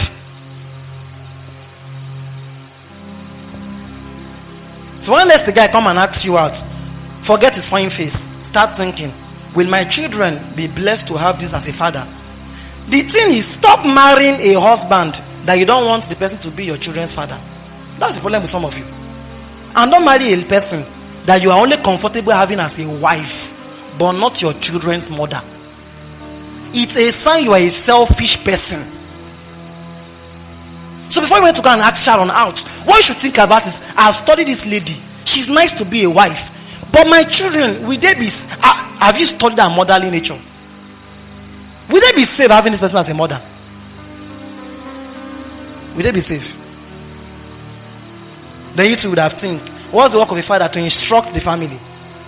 This one, can he instruct the family? The one that is teaching the Bible. And that person will instruct the family later. It is safer to have a home that is the guy that is praying and the woman is sleeping than otherwise. It doesn't always go well. I've noticed it. Make sure that guy is more serious than you. Thank me later. If you like, don't hear. The boy should be the one dragging you to prayer meeting. He prays better than you do. He's more serious than you. He's more committed to God. Your children will be saved later. Because later the person that will bring patterns, discipline, spiritual formation to the house is the man. No matter what you say as the woman, have you noticed that any family that the mother is the one that is serious and not the father, they don't get born again at home? You've not noticed? If it's the mother that is spiritual and not the man, the children don't eventually get born again at home. It's outside. Because no matter what you say as the woman, it's their father they will follow.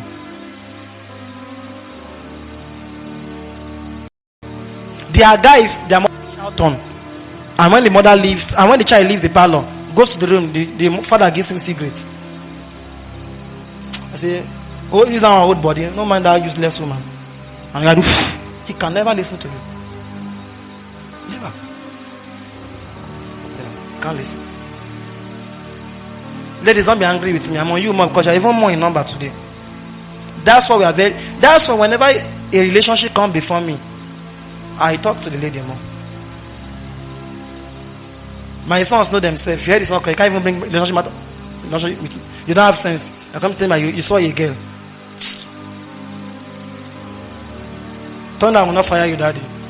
You can't even raise that kind of nonsense with me. So most times it's the ladies I'm concerned because most times the guys that want to start, I don't have issues with them most times. Because we know what we've taught them over time. We know. He's the guy, he's the lady. That this guy you want to follow. Are you convinced? Does he have sense?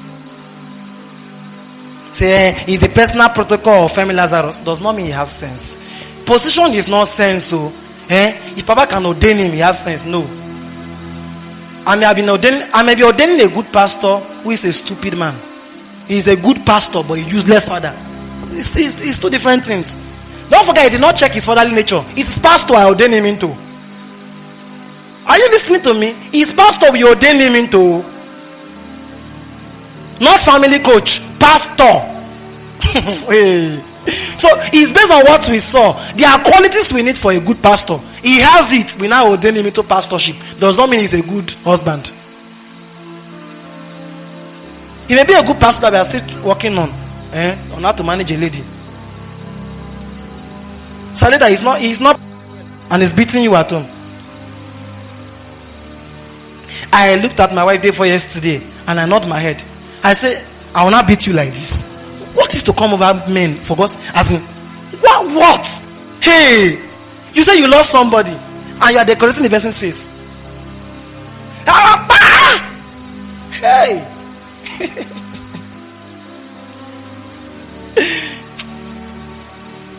Put your hand on your chest and say, I will not be used to rubbish. You know the issue with Nigeria? Some rubbish has become the norms of the day. So naturally, people now accept trauma as a normal way of life. There's something that you now justify. It's not, it's just anger now. When he's angry, he just exacts himself that way. Whenever he's angry, we take 10 minutes and insult me. But sorry, Sha. You use 10 minutes and finish me, brush me, insult my mother, my generation.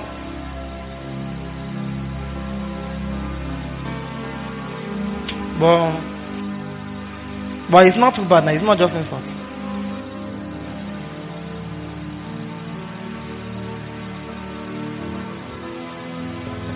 Whenever he asks me to do things in particular, I don't do it that way. He doesn't call me for 1 week. And after 1 week, he will now call me and say, have you realized what you did? He's just disciplining me. Bele. I don't know it's your father you married. Though. His husband, he said you want to marry you. Husband. His husband. For 1 week, he will not call you.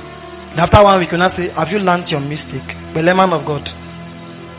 I'm not your daughter. I'm going to be your wife.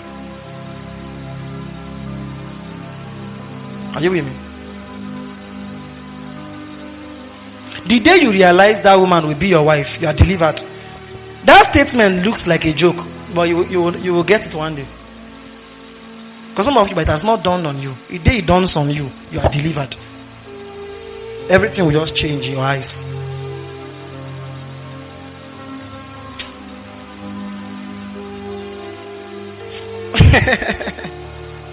to your holy place. Let us see your face and your glory, Lord. Let me know you more than I have known you long. And there is nothing in this life that can quench this hunger, Lord. It is a cry for the glory of the Lord. Psalm 68 verse 6. And I see his angel, 68 verse 6, moving everywhere. Look at it. God, I love this scripture. I wish we have other versions, but let me finish KJV first. He said God will usually keep, when you see responsible people that are lonely, he says the secret to loneliness, Sharon, is family. Anybody who is a lonely person and came to FUL is from a failed family system. According to God's plan, Mayor, the answer to loneliness is family. It's family. It's family. If you create a family and you are still lonely, it's a dead family. I'm telling you, it's not healthy. It's not healthy. He said God puts the lonely in families. The answer to loneliness is family. So that's why some people, God will not bring them to a spiritual family to remedy for the physical family, because they grew up in a home that had siblings, mother and father, all complete. They were still lonely. Because one word was missing: love, companionship and partnership. They are still lonely. You can be lonely, but God puts the lonely in families. He brings out those that are bound with chain, but the rebellious will dwell in the dry land. Give us the other version that is here. Find me, oh find me, Lord. Find me, oh find me, Lord. Find me and make me true, oh God. I lay down. You know the song? God provides home for those who are deserted. So when someone is deserted, lonely, depressed, that's not the first sign the home is not healthy. So some of you now will know why I counsel the way I counsel. Pastors, I'm giving you issue. I'm giving you secrets now.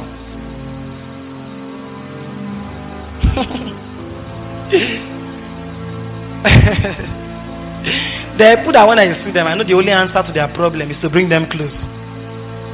Talking will not change anything. I have to bring them close. We laugh, gist, relate. You know why? When someone is deserted, when they have a feeling of deserting, what God does is to give you a family. It's just that some people are broken beyond repair, almost beyond. So when God brings you to the family, they don't trust the family. They are still skeptical. You are destroying your life. The response to that loneliness you have growing up is that God brings a family, either biological to remedy for that, or a spiritual family. So usually these are the people that I'll make sure intentionally, me and my wife, not only me, we will be close to that person by force. Drag you close, call you. Therefore, I'm the one chasing them. I know that they are deserted. He leads out the prisoner to prosperity, but the rebellious will live in the scorched land. Can I make a statement that some of you will not like, but it will deliver you right now? If someone is suffering from loneliness, you don't need a boyfriend, you need a family.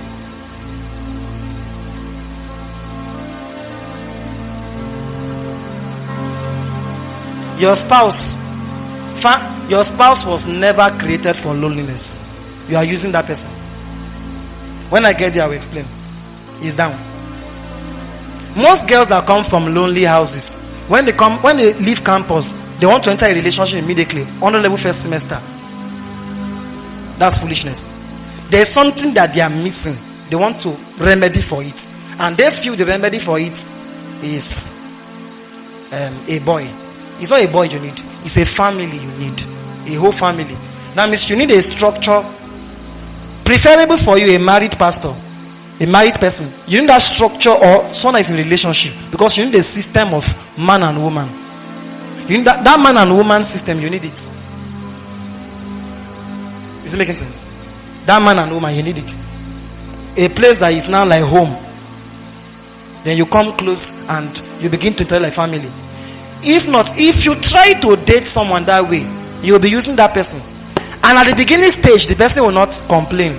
Because the most sweetest stage of courtship is the beginning. Then, the person is carrying fire on your head. You say, it doesn't. If he lied to you that he can cope, don't believe him. Once he marry you, he will not be able to cope anymore. You know why? That's not God's system. Nobody was designed to cope with that nonsense. Once you are married, his senses will come back. He has to now face business, face purpose, face destiny.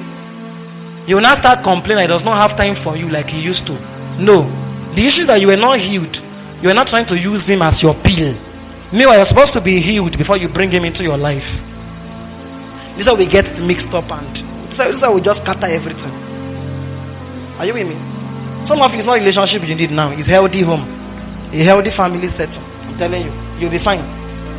Once you feel loneliness, go and look for a man and a woman who become either biological parents to you or spiritual parents. Be following them. Let them be calling you our daughter. That feeling, that play feeling, just be having it. There's something to now do to you. Your esteem and everything will now fully come back. When a guy now come, you will be able to relate with him as a husband, not as a fill in the gap.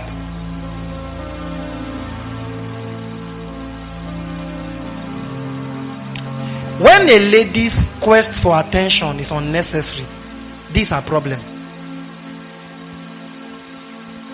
Don't give her that attention. You waste your life.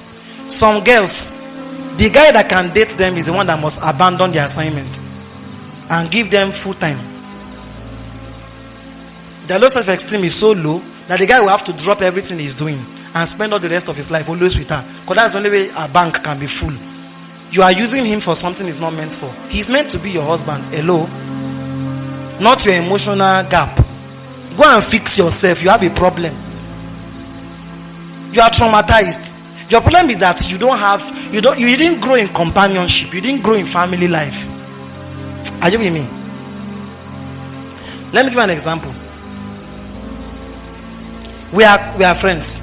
She's my bestie. We talk, we laugh, we gist all the time. If she's not around and I'm not around, we will miss ourselves in the context of husband and wife. Not in the context of we can't survive without ourselves. That's not the context. She comes from a family where they love each other. They are close. I've been there severally. They are close. They are close. In their family, they are close. So she's not using me to fill in the back. I'm not there because if I'm not there, she will die. Who gets my point? I'm there because I'm filling a gap only me can fill. Because it's meant for a husband, not... You get my point? Some of you, what you are practicing is not healthy. It's not relationship you are doing. It's obsession. You are obsessed with each other. You are addicted to each other. You can't do without each other necessarily. It's obsession. You are obsessed. Go and fix yourselves, then come back. You need not a boy. You need family, not a girl. You know why I'm talking to the ladies more? Most guys that are lonely don't find their loneliness in ladies. They find it in things. Beer, hard drugs. You get my point now? That's why I'm specific with ladies. It's ladies that try to find safety in a guy. Guys don't do that the other way around. They look for something to do to cover up that emptiness. When you are empty, you need a home. You need a family, not a boy. Do you know better now? How can I know when I'm ready for relationship as a lady? When I don't care anymore. When my life is going on normal. Okay. When my life is, I'm just living my life normal. I'm just there. A guy can come in. He will meet a healthy person. The moment you are desperate, that season of desperacy, deny yourself of a relationship. You don't need that boy. You are using him. You are using him. It's when the desperacy feeling is not there, you can have a healthy relationship. Because now the person, you will cut the person normal. You will cut the person. You will prepare for marriage in a healthy way. But when you are when that season of desperacy is there, He will use that person. Write this. Family is God's first school of leadership, government, and administration. God's first school of leadership, government, and administration. Let me hurry up. Family is God's first school of leadership, government, and administration. 1 Timothy 3 verse 4 to 5. 1 Timothy 3 verse 4 to 5. Are you learning something? Are you learning? Have I answered many questions? Okay, I've not answered. We'll pray now. 1, they say you can't be a pastor if you have a bad home. Family is God's first room, first place of administration and government. So if you have failed in family, you will fail in every other place. A bad president is first a bad husband. You cannot be a good pastor if you are not first a good husband. Are you with me? That means be more concerned with your future home than that call you say you have. If you fail with Sharon, you are a failed minister, Ebenezer. I'm telling you. You are a failed businessman, Daniel, if you fail in relationship first. If you don't get that one right, there's nothing else you will get very right. They say these qualities of a pastor. They say he must have done well in his own house first, and his children are in subjection with all gravity. That's why pastors with ungodly children eventually have scattered ministries. It's compulsory. Your ministry will later scatter. If not now, later. Check it. Every man of God, when you were single, you were born and scattering everywhere. When you become married, God steps up your influence a bit. I was not this way last year. I'm sure you know that. I have grown massively. Except you are blind. In influence and otherwise. When you enter into family life, you're supposed to step forward again. Follow me. Once children start coming in and you are doing well, if you can pass that level, you will stabilize the ministry or anything you are doing. E.g., Daddy Gio, Bishop Oyedepo. You've been here for something years of marriage with good children, responsible here and there. Check the ones that are struggling with their children, struggling with their wife. The ministry will be shaking like that too. By the time children now, after some years, they will pack up, or they'll just keep scattering everything. One that rules his house well, with having his children in subjection with all gravity. Verse 5. For if a man does not know how to rule his own house, how shall he take care of the church of God? That's an example. If you're not a good father, you can't be a good pastor. Period. Fail in marriage, failing. I and Oyinda were talking yesterday, and I was telling her, I said, one of the best things I did to myself is to be with a woman I love so much. She now made a statement. She said, if I was with someone I don't love, it will affect all the relationship in Watchmen Network. Because the guys will be looking at me to know how to treat their lady. Most guys in Watchmen Network are under pressure. There's a way you can't treat your lady, because there's a way you see Papa treating his wife. Let her birthday come and don't take her out or don't do something for her. You want to die. You know. Nobody's talking about, only you by yourself, you're under pressure. You say, this guy birthday cannot come and not do anything. No. Papa will even kill me. Even if you not talk safe, even myself, am I blind? I did not see this. I did not see. I did not see. I did not see. That means subconsciously is the way you lead your family. Your business will end up looking like your workers, everything. Your destiny will eventually take the shape of your family. Pass in your family. Pass there. Pass. That's what I'm trying to say. Everything is scattered because the home is first scattered. That's why you are struggling in FUN, because you are from a broken home. Your school will suffer if the home is scattered at home. If your father and mother are always fighting, you can't keep first class. You can't keep it. Your grades will keep dropping. It's natural. Something must scatter somewhere in your life. Because once the home is broken, every other thing connected to it will start shaking. So some of you, that's why you did not do well in school. So you are struggling with your business. Because the only thing you've seen someone manage in your front before is a home, and it was not managed well. So you too now are managing the family. You are managing your business like the way they manage your family. On commitment. You watch lack of commitment between your father and your mother. So you too, that commitment is not there for your business. So you see why I say sometimes spiritual homes is what God uses as a repair. Now imagine you are from a broken home. You're now with unserious spiritual parent again. That the family is nonsense. You are finished. Satan has finished your life already. As he has done, he's done with you. He's so done. As in, he has finished. He's done with you. He's done with you. Apostle Jonathan and his wife enter into a covenant. They will never shout on themselves, and they are 4 years married. Once I'm following that kind of standard, do you think I can beat my wife?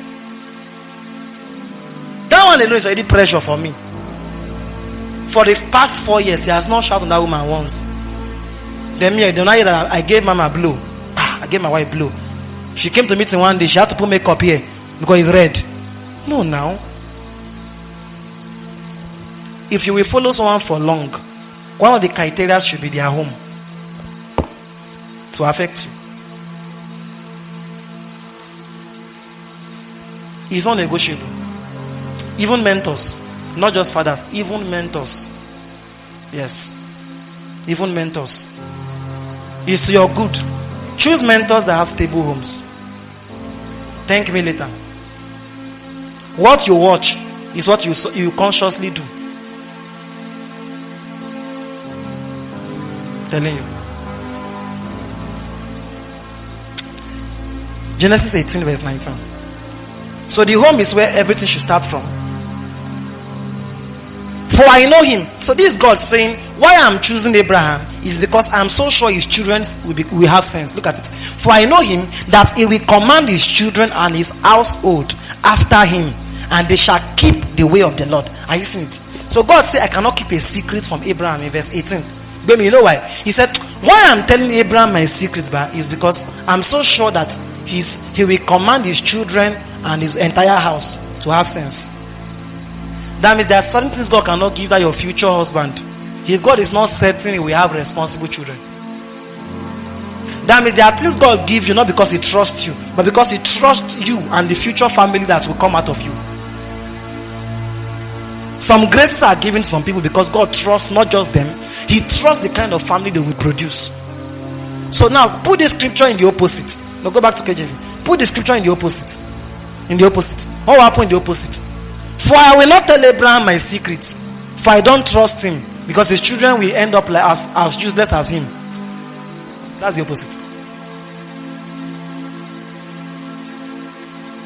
So the next time you wonder why God did not tell your father many things, when you look at the family, you shouldn't be surprised that he didn't tell him.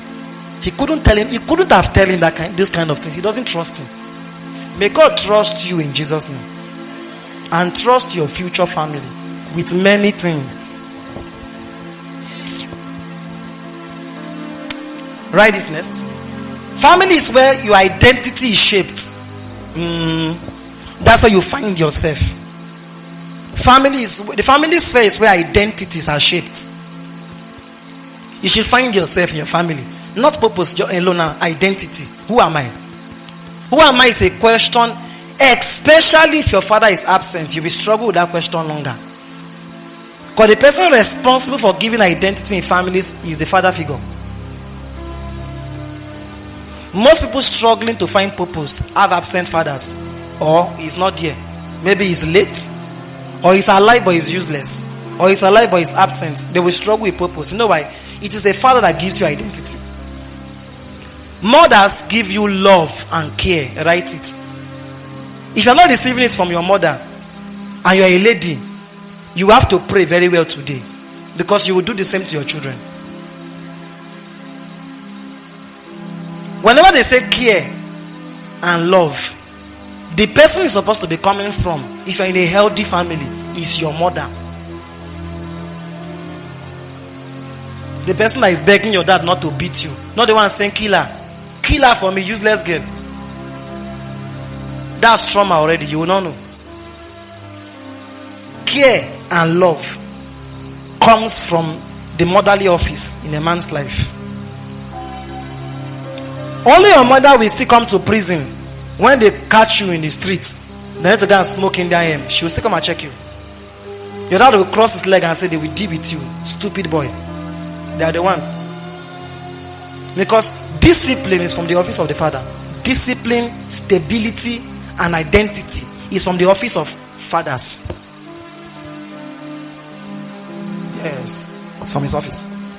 The person responsible for giving you love, care, comfort is the mother's arm. So, what happens to a child that receives only one? You'll be traumatized. You'll be imbalanced. A spoilt boy most times had only a mother growing up. A spoilt boy. You know why? He only met care. It was not balanced with discipline. A lady that grew up only under her mother will most likely struggle in marriage if she does not work on herself. Because for the first time in her life, she'll be conflicting with a man, and what he's trying to bring into the equation, she's not comfortable with it. She only grew up under care. She's the one that always have this insecurity of, I can't be mistreated. The guy can't tell me that. She feels she's right. She doesn't know she's traumatized. She thinks the guy is her mom. He's like her mom. So he's expecting the same expectation from him. Like her mom. It's not healthy when the person responsible for giving you care was not your mom. It's not right. You may think you will do the opposite to your children. Wait till they come first. You will surprise yourself. That you are giving other people's baby does not mean you give your own children. If you did not receive it, you can't give it. That means I'm trying to say you don't change subconsciously. You must intentionally point out these things and work on it. If not, you will do it.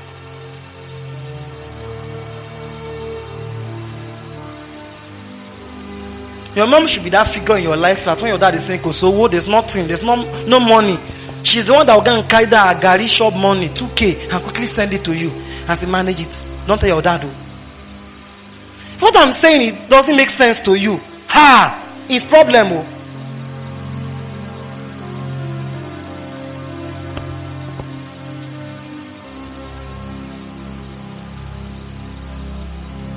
If you come from a family that is not financially stable like that, one of the pictures you should have you noticed his mothers that when they visited that did not invite, bring himself to the house? Whose food goes that day? If it's your own, you need serious prayer. Your family is not healthy. It's your mom, not your dad's food that you can carry and say, dear, don't be angry, I'm calling your food. That's a useless woman. Office of sacrifice is the motherly. I'll teach you later. Mother. Why they call one a mother is sacrifice. Sacrifice. Father is responsibility. I'll tell you later. But mother is sacrifice. Usually, in most homes, it's the mother that will quickly go and carry her food and turn it, so the family is not embarrassed. She will shelter the shame of the family. My husband does not have money. My children are not doing well. She will carry her food and package for the visitor and say, well done. And she goes. And you will not even know most times. Until come and stumble on her drinking gari. Mommy, what's happening? Say, no. I don't just feel like eating the food. It's too salty. It's not true. She was protecting the family's image. If you stumble on that once, even if it's once in your life, it will give you a healthy picture. That is, your family is broke. But poverty itself is a trauma around its own. So let me give you the balance. It's not supposed to be like that. It's not supposed to even be like that. But peradventure, but this is Nigeria, so let's be sincere. Most homes, God is helping us. If it's not too comfortable, and that picture, the resigning picture image should come from your mom. That's the office of sacrifice. Not the one that they've not paid your school fees. She wants to go and buy new and co in church. That's not a mother. She's a ritualist. She's not serious. Don't repeat those patterns. It's called wickedness. If me I say mother, I will rebuke the woman. I will talk. I will rebuke. There's something I can't hold back my anger. We talk. It's wickedness. It's wrong. It's mothers that will be storing money for something. They have been storing that money for something. They are planning for something big for themselves. So they will now find out there's an issue somewhere. They will go and carry it. check it most times, they are the one that always have a money that is not in deposit account, that is under where they can easily access it for the raining days. They are the one, and they'll go and withdraw it. Not the ones that there's no food in the house, and the father does not have money. She knows. She will not carry the money and go and buy lace of good women.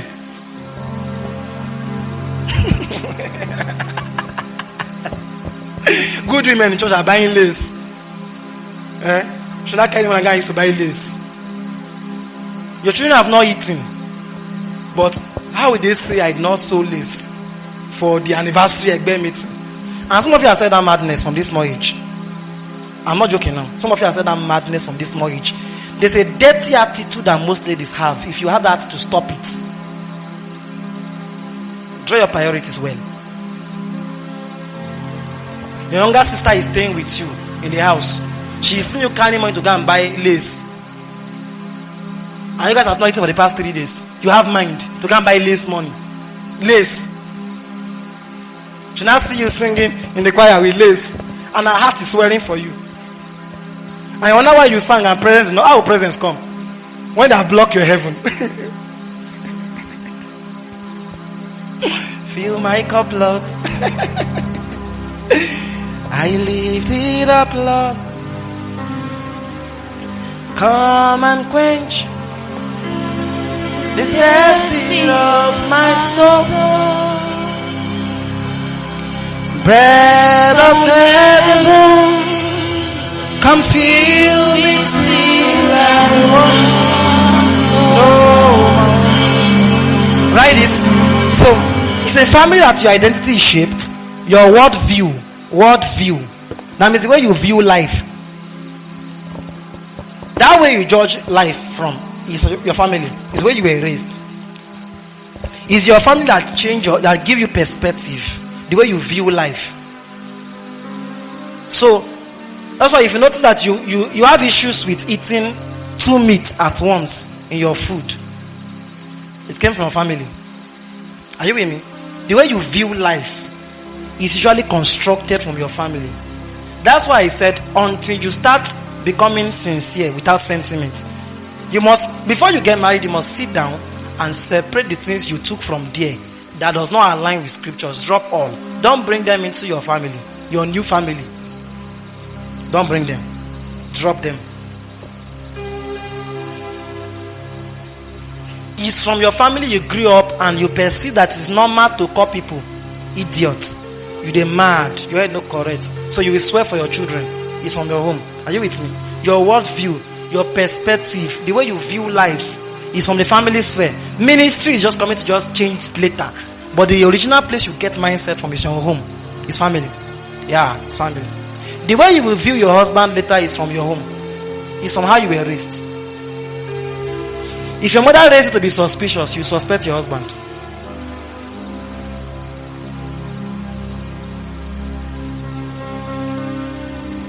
If your mother raised you to see men as people that are enemy of progress, you will hide your success from your husband before he even attacks you. Most insecurity is forged in people from home. And I want to advise you, one thing you must never bring into your new family is insecurity. Don't try it. I've never seen insecurity go well before. Never. It doesn't go well. It doesn't go well. It doesn't usually go well with the other person. The male or the female, part-time. It doesn't go well. Insecurity does not go well. Kill all your insecurity. Start your life on a fresh page in that home. I don't know what your mother did and you couldn't forgive her. This is now the girl you want to marry. She's not your mother. Stop seeing your mother inside of her. And the reverse is the case too. Vice versa. So I cherish the old rugged cross till my trophies at last I lay down.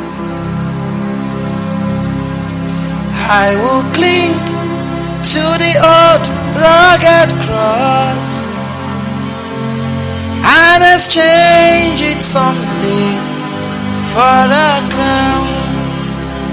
So we lift you high.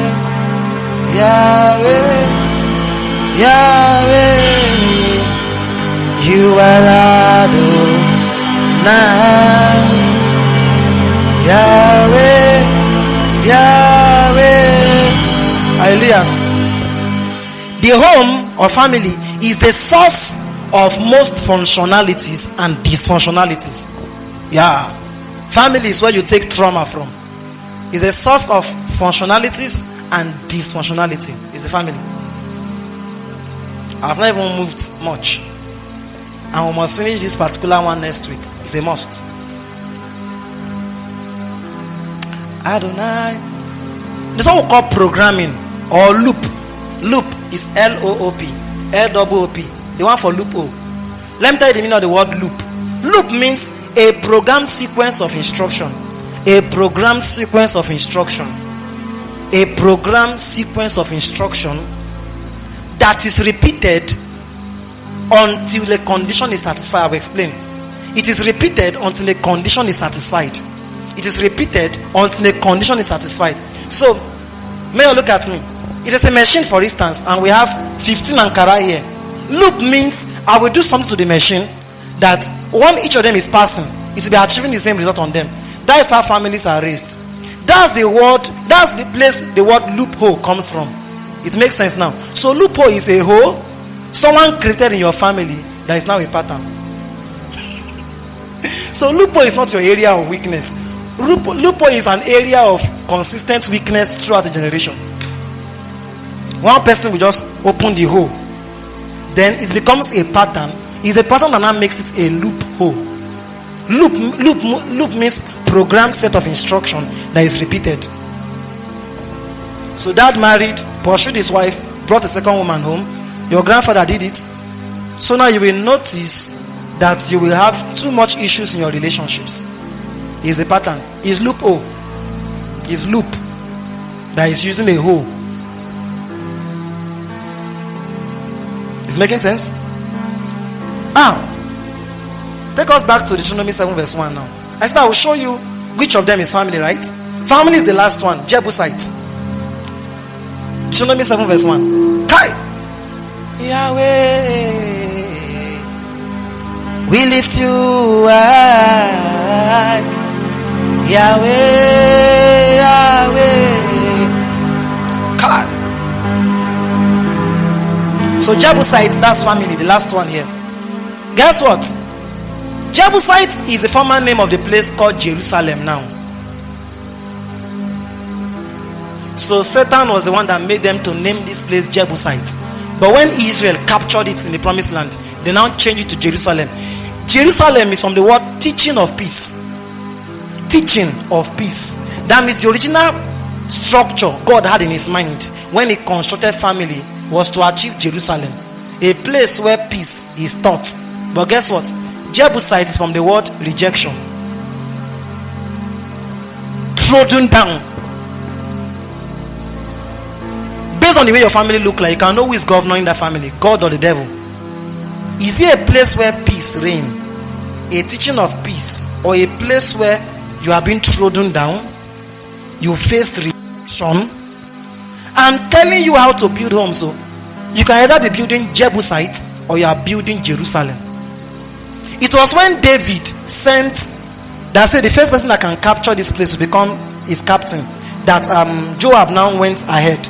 That was when Joab captured Jebus and now changed the name to Jerusalem.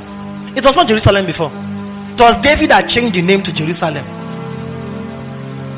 And that one, openly his family was a mess. I'll teach you later. David, oh God, one of the most messed family in the Bible is David's family. David's family. David failed completely in family. As in, he failed completely, 100%. He failed. He was a good king, a successful king, a sweet psalmist. But he didn't. In family, he failed. He didn't try at all. He failed. So Jerusalem is from the word teaching of peace, but Jebusite is from the word to be trodden down. A place trodden down, a place where they step on people, a place where people are trodden down Are you writing? Comma. Rejection. And the third word, to desecrate. So most people that grew up with low self-esteem came from families where they were rejected. They felt rejection. The greatest attacks that can launch against your life, if you have a great destiny, is to make you come from a family where they step down on you or they reject you. He does not have to follow you. By yourself, you will destroy your life by yourself. You will start suspecting everybody in your life, your pastor, you will just be suspecting people up and down. You will be breaking important relationship in your life. You'll be breaking important relationship. You're avoiding people that you should follow. You avoid them. Those that will destroy you, you will hug them. 98% of the time, those ladies will marry a wrong person. 98% of the time, those ladies, they will marry a wrong person. People that have suffered rejection always go for fake love. A love that is not genuine. Abusers can easily open arms from them and they will bring their head. You, Lord, you are worthy. I will not be silent. That's the song. Give us the scripture fast. Damn it. Joshua 15 verse 8. Are you learning? So families from the word Jebusite, right? Bless, is making sense now. So your family that you will build later can either be Jerusalem or Jebusite. Joshua 15 verse 8. Look at it. And the border went up by the valley of the son of Hinnom unto the south side of the Jebusites. The same is Jerusalem. Have I proven my point? So this Jebusites, the same later is where they now called Jerusalem. It was David that changed the name. It was initially called Jebusites. A place where people are trodden down. A place where people are rejected. A place where people are abused. That's the family setting Satan constructed in his head, intending to give everybody, so he can destroy your destiny. Since family is the foundation of your destiny, family is the beginning of anybody. So Satan will make it to become Jebusites for you. If it's Jerusalem for you, oh, thank you, Jesus. The work is 60% done. Your pastor will just do mentorship, do impartation for you. You have entered destiny. But these other Jebusites, oh God, they are the one that will stress you as a pastor. They'll be suspecting yourself. Because the picture of father they have is an abuser, a wicked person. So they don't believe you, a man, can love them when that person did not love them. And what are they doing? Themselves, not you. Give us 18 verse 28. The same Joshua. 18 verse 28. 18 verse 28. Look at it. And Zelah, Eleph, and Jebusi, which is Jerusalem. Evidence number 2. So it's Jebus that became Jerusalem later. Follow me. I've kept this teaching since 2021. I've taught you guys at last. Hallelujah. Now I can have peace of mind. Judges 1 verse 21. I kept it in a jotter with red pen. The thing that even looked like I see rain beat it. Thank God I still found it too. I've been protecting that book from house to house. That book has gone through 4 houses. Imagine I lost this kind of thing. I'm going to start from the beginning again. And I might not get the study exactly like I found it the first time. So this teaching is a 4 years teaching. And the children of Benjamin did not drive out. Look at this family. They destroyed their destiny. You know why? They started a family in that promised land, and they did not drive out the Jebusites that inhabited Jerusalem, but the Jebusite dwelt with them till this day. So what will be happening? Families will be receiving rejection, this one and that one. Is this kind of system they gave birth to Saul from? Why will it not be a mumu? This is where Saul grew from, this place. Why will it not behave that way? Saul's problem was low self-esteem and insecurity, because he was trodden down. And he said it should be correct. So David now said, we will change the name, so we too, they will not replace us.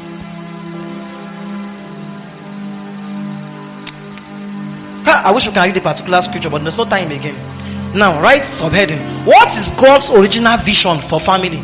In his mind, when he created family in the first place, what was God's plan originally? Number 1, God wanted to achieve a healthy individual.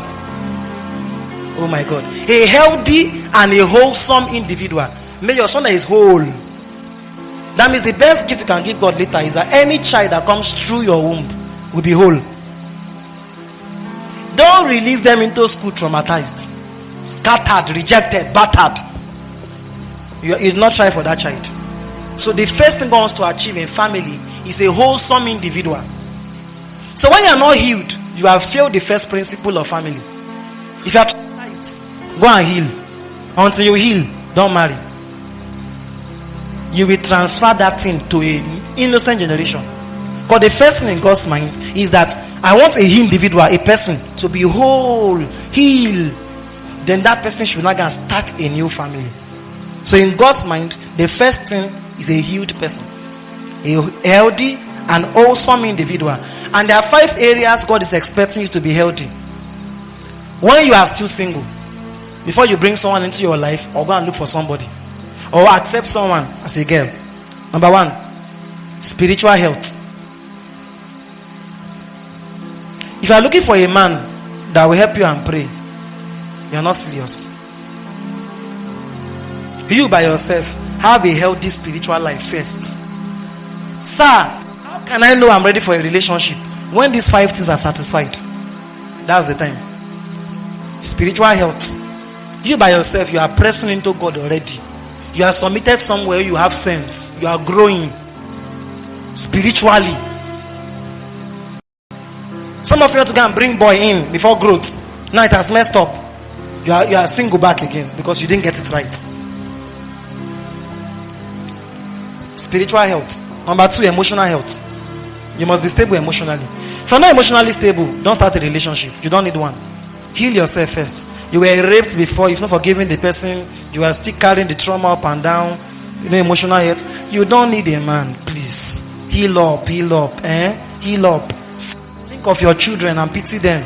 And go and heal up first. Emotional health. That's the second thing you need to be healthy. Number 3, intellectual health. You are sound intellectually. Your mind is prepared for what you are about to do. Before you bring someone else into your space, your mind is set. You understand life. You read. You hear messages. You read books. You are informed. You are educated, spiritual, health and mental wise. Number 4, financially. Financially. You already have something you'll be doing. I'm sure those girls that used to look for a guy that will be their sponsor are not in Watchmen Network. You're not here, ba? I'm sure they are not here. Those type of girls are not here. We can't have them. They are not here. You can't be here and you're telling me that it's when you have husband, you'll not be thinking of how you will survive. You're not serious. At least those that are close to me, you plate. Something you are doing. You are topsy fashion now. I know that each of you, there's something that you know you want to be doing with your life. And you're not planning that when a man just marry you, now drop everything. You say, thank you, Jesus. It was to scam the man, now he has come. Let me go and rest. You don't understand marriage. So, financial wise, you are sound. Alright? Why your mother does not have respect, some of you, is that she's not contributing anything to the house. I'm sorry, but that's the truth. She's just at home. Nothing. So why would the man not beat her? He's frustrated. Some even have mind. She's not contributing to the house, and her mouth is now sharp again. So this person that Jesus have never helped his life. Yeah, he's never too born again. Moses, the boy is not even too born again. The man is not too born again. He's frustrated. He's doing everything. He now comes back from work with 5K. The only money he could gather. The woman is not running him out again. Before you know, she's on the floor. How she got there, he does not know. It's frustration. Because she's useless. She's not contributing to the house. It's just mouth. There are women that in the morning, when the husband go out, they will go and carry bench and put it outside. And useless women like them will gather and be gossiping. I've seen women like that before.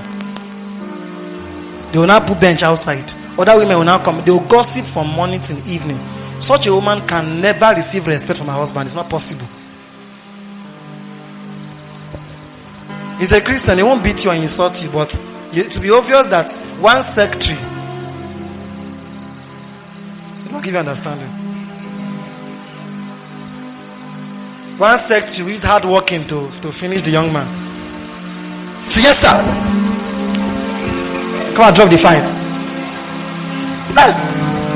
He will now come and meet that the person that he left in the house 6 a.m. He's still on the bed 6 p.m. Tiny wrapper, oily face. She has not taken her bait.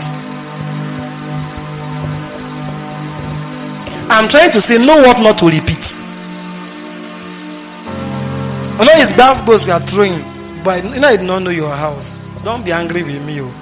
But as it's coming, just plan that. Lie.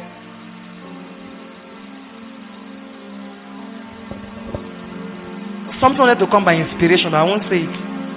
It won't go well. Work on your esteem. That's one of the ways to be whole. Work on your esteem. Work on your esteem. It's under your mental health. Work on your esteem. Alright? Nobody was meant to come and be helping you to grow your esteem. Work on your esteem first by yourself. It will help you. Number 2. What is God's second intention of starting homes? A healthy gender representation. Don't laugh. God wanted a man to behave like one. I touched it last week, right? And a woman should behave like a woman. Be okay. Be yourself. Find your gender. If you don't know, if you feel you're a guy and you believe you're a guy, later I will take you outside. Me, I will take you outside. Then if you're a lady, you follow my wife. Go and be sure. Then when you find your gender, stay there. How this a guy that is transgendering? It's not normal. It's an emotional wound first, before a physical action. Bob's issue is more than making money. Bob's issue is more than making money. If you trace Bob down to his home, you won't blame him much. Bob's issue is from home. Bob issue. I don't know call him name. It's Bob. Complete the remaining part of the name. Bob. The first beautiful man we have in Nigeria. Beautiful man. So, the second thing in God's mind why he created family is a healthy gender representation. And what's God's definition of a man and a woman? If I ever stop here, it's still okay. Although I still have 15 minutes, but if I stop here, it's okay. This is what I'm using my time. I will not try that nonsense that this thing did to me last week. It's a risk. I have 15 minutes still. Who is a man in God's mind? Number 1, a responsible person. He said it is good for a man to bear his yoke when he is young. A man in God's perspective is a young yoke bearer. A son with a healthy man is someone that from the beginning of his life at a young age is having sense. It will help you in that family in the long run. Someone that from a young age he has started becoming responsible with his life. I don't mean from 15 he's already taking for the family. That's abuse. That is child abuse. I mean someone that he's already doing the things a person should do at a young age already. We are pushing his purpose, pushing his destiny, pushing his academics and the rest. The first thing in God's perspective is a young yoke bearer. That's a man. Number 2, a man should be a father. Father would mean source, sustainer, responsibility. It was anything I insisted that the guys that stayed with me when I was still a single learned was responsibility. I thought it. I called for a family meeting one time and I said, if you continue staying under this roof, you must go and find something you are doing and be bringing something to this house. When you are staying with boys, don't pity them.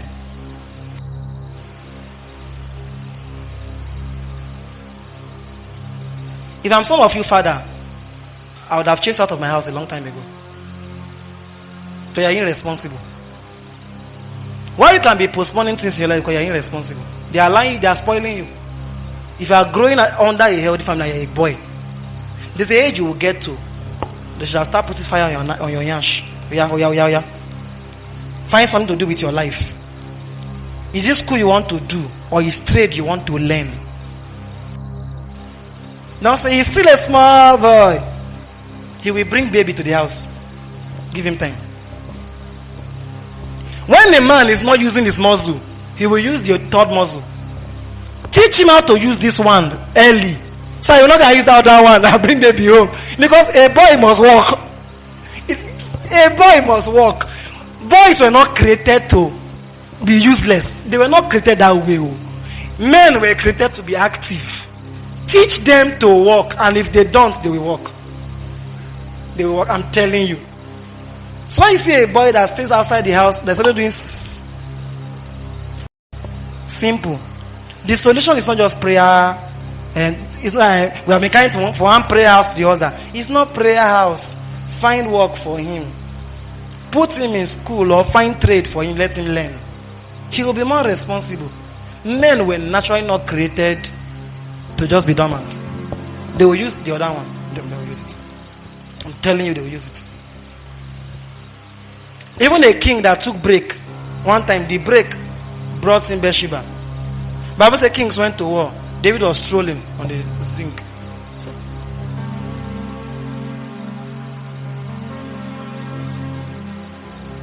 Say, come, who is that? If the guy was busy. When you are busy pursuing vision, there are things you don't think about. I'm telling you. And that's how guys were created. I'm telling you. So, the best teacher for a man who his parents did not teach well, next in God's mercy, is hunger.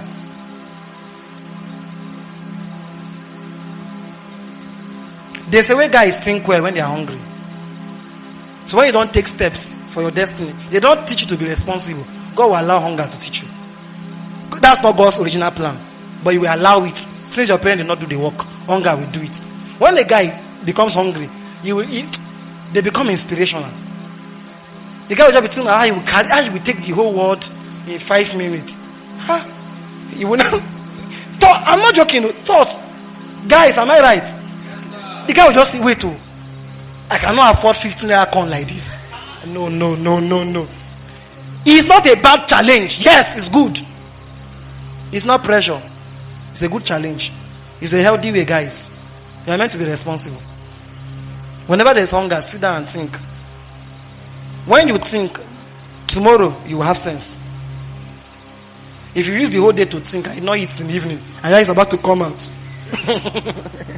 The following day, by yourself, you just advise yourself. I say, if na block, we go carry.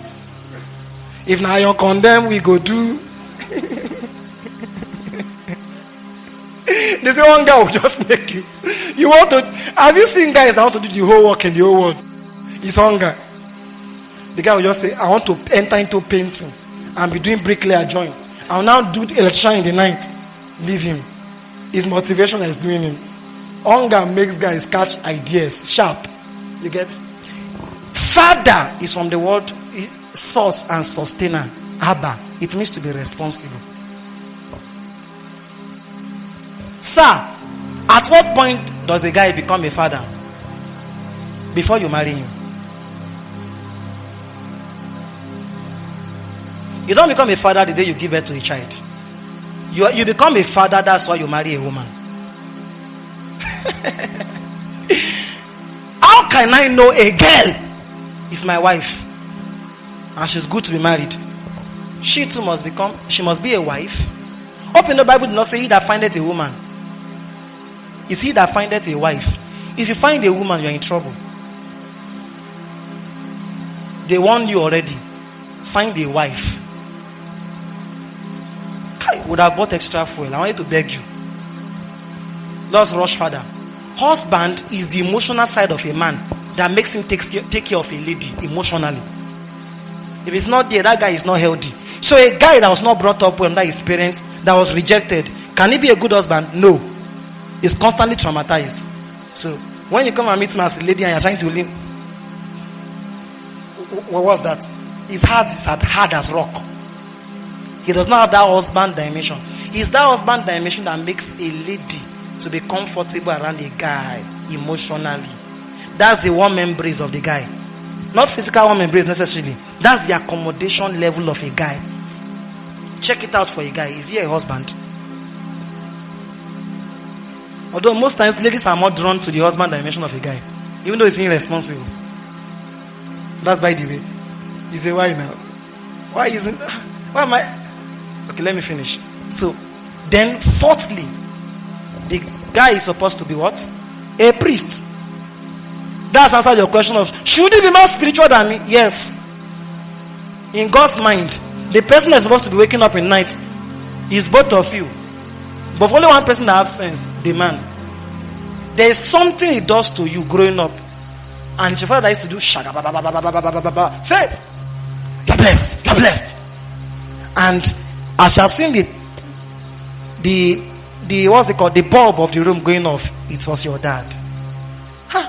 There's something he does to a person. You will press into God. There's something he does. When it's your father, you see your father walking night, you wake up to go and eat yourself. If it's still a joint bedroom in the family, and you see your dad pacing in the parlor, see, I pray for Rita, I pray for catering, my children cannot suffer. I settle their destiny. And he finishes, and he comes in the middle of the night, and he lays hands on you guys.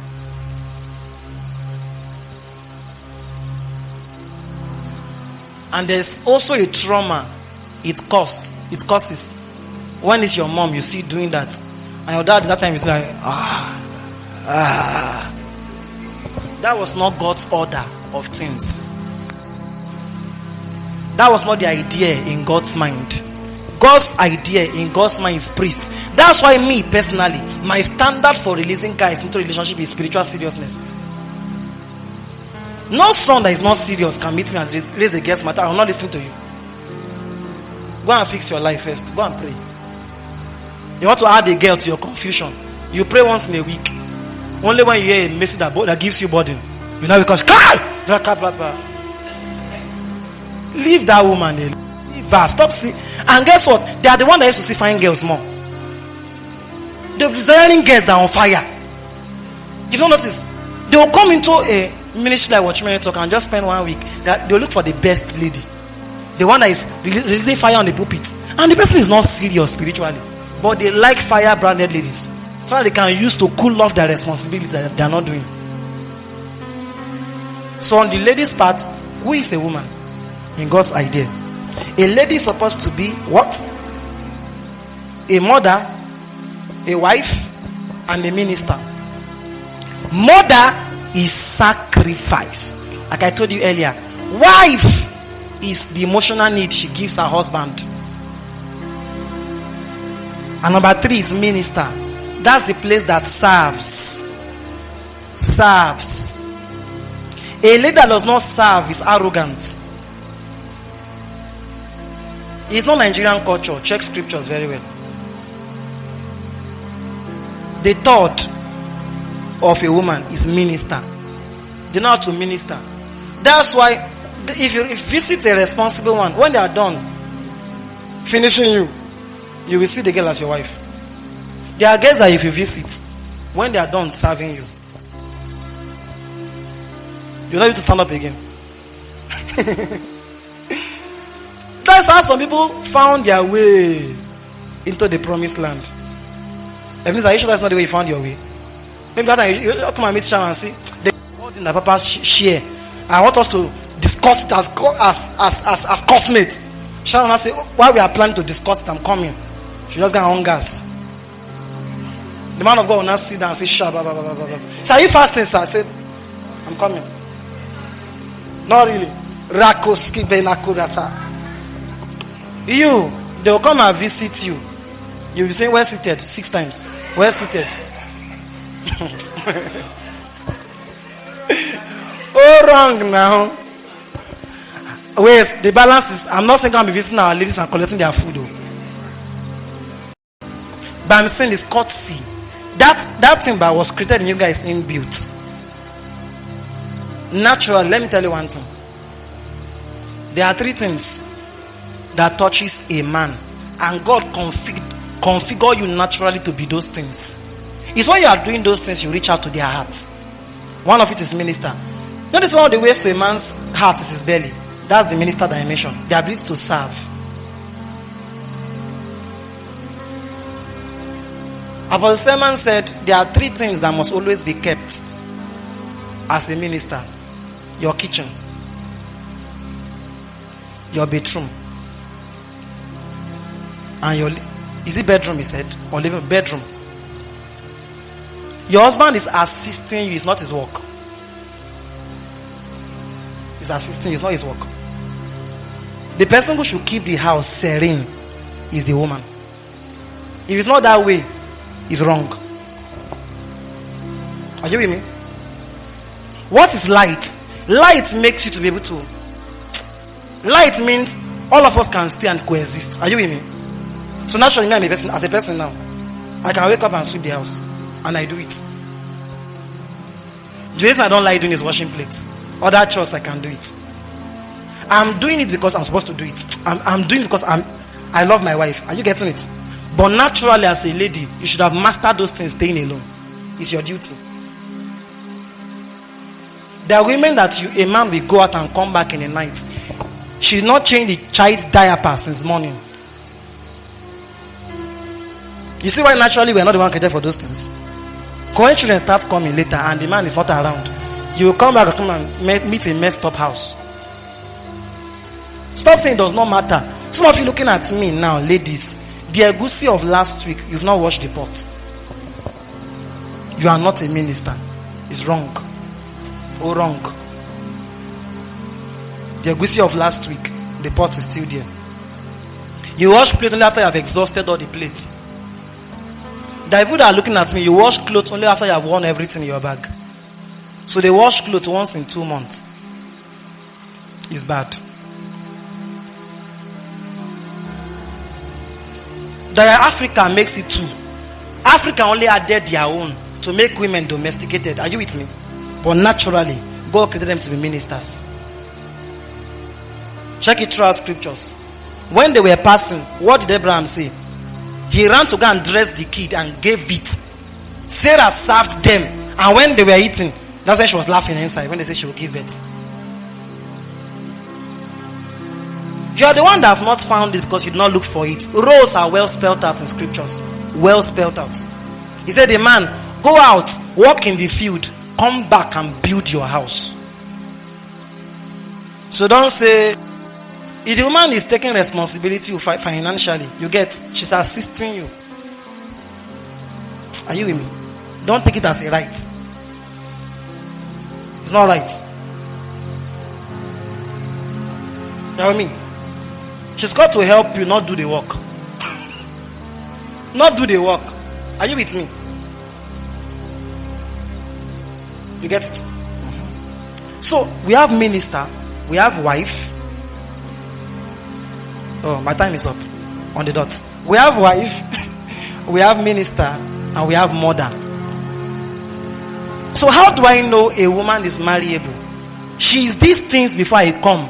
Not that she's trying to be it when we marry. No. You don't become a wife after dancing. Hey, this is not Minister Tomiwa's wife. That's not how they call wife. You become a wife. That's why the person found you and asked you out. Is it making sense now? It's when you are positioned as a wife that the person finds you. So mother means you are sacrificial. So guys, check out for the sacrificial nature of a lady. It will determine the safety of your children. Not you, your children. That dimension, most times your children that will feel it later. Not wife means, as a man, can you be emotional? Can you be naked before your wife, and there's an emotional shoulder for you to lie on? You know, I think that 3 things guys like, but I couldn't touch it. Forget this muzzle and their BSO. These guys are babies. So. Ladies are more emotional, but guys are emotionally deeper than ladies. In every guy, there's a baby. Forget the muzzle. Even ones that beat their wives, a baby beating it. So that's why it's even beating it's a baby. What the babies do when you collect their toy? Yes, now. They only abuse the babyhood. When they are free with you, that part comes out. If you see me at home, you will not come to meeting again. You will not believe I can ever carry the anointing of God. Me, Jesus. Can roll, turn on my wife's body, turn, cry, shake, wake up, disturb. Then when anybody comes, I'll just I'll become the man of God. Sharp. That side is not meant for everybody, it's meant for her. She's not meant to see that. Are you with me? So the wife dimension is a part of you that receives the emotional side of a man. That's it. What's doing you? Old man like you. How old are you? Hey. Secretary will help you. She will help you. One day you come into his office and be seeing her combing his hair. And she'll be happy to rub the hair. Just when it's called a guy has become a full man at home, there's trouble. When a man becomes a full man at home all the time, he's manly. You see that the way he was raised? Let me balance it. Because Africa sometimes can traumatize a guy to always be frowning. Even when you are dying, frown. The second reason could be that someone is helping to rub his hair. Even the ones that are polygamists, they know the one among their wife that's their wife. They know. I'm talking about parable. They know the one that way they want to be themselves. They know the one they used to go and meet. And let me shock you. It is the one that is the wife the man pushes money to. Guys spend money on their wife. Their wife. Not the woman they married. Their wife. Everything I'm saying, I just hope you understand what I'm saying. I'm not talking about an individual now. I'm talking about a position. It is the position the man takes care of. Men take care of two things: their wife and their mother. Imagine you are both.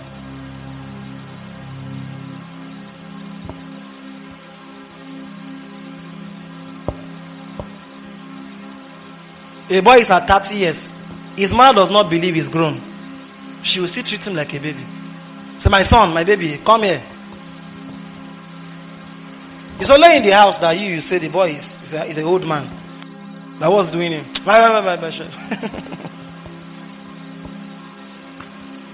Oh, yeah. No Allah. You will see that he's building duplex at home, and there's no palmo in the soup in the house.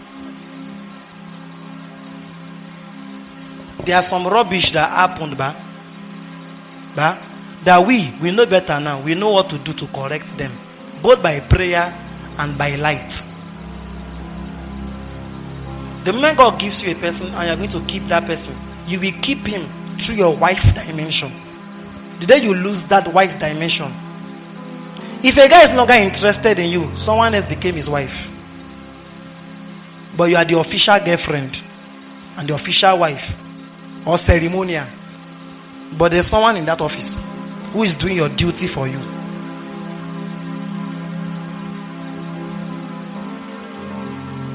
I have all in this woman. After I finish spitting fire here like this now, I will not go and hide at the road. I will go home. Do you know why? There's a wife there. When the man start coming home 10 o'clock and it's not work, and you see your dad, he always come home late, and when he comes, he eat and goes to sleep straight. No communication, no gist. The issue is that he's now coming home because of you guys. Because in that house, his children are there with a caretaker. There's a caretaker in the house.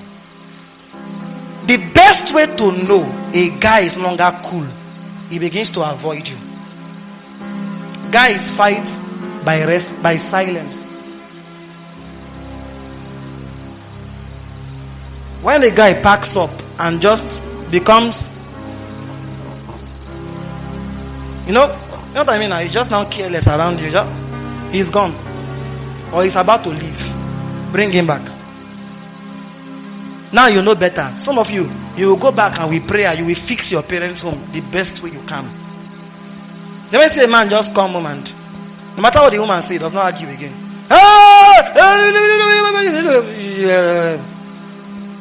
He eats, he wash his hand, he go and sleep.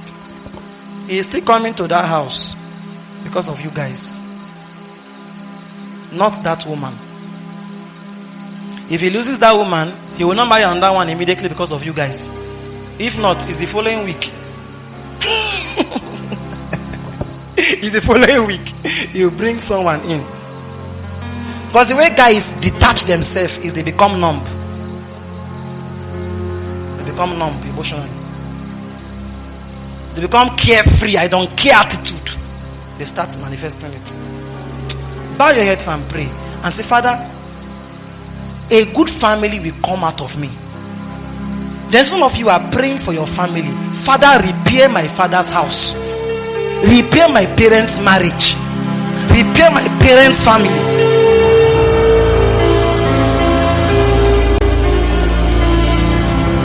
Shabaratos.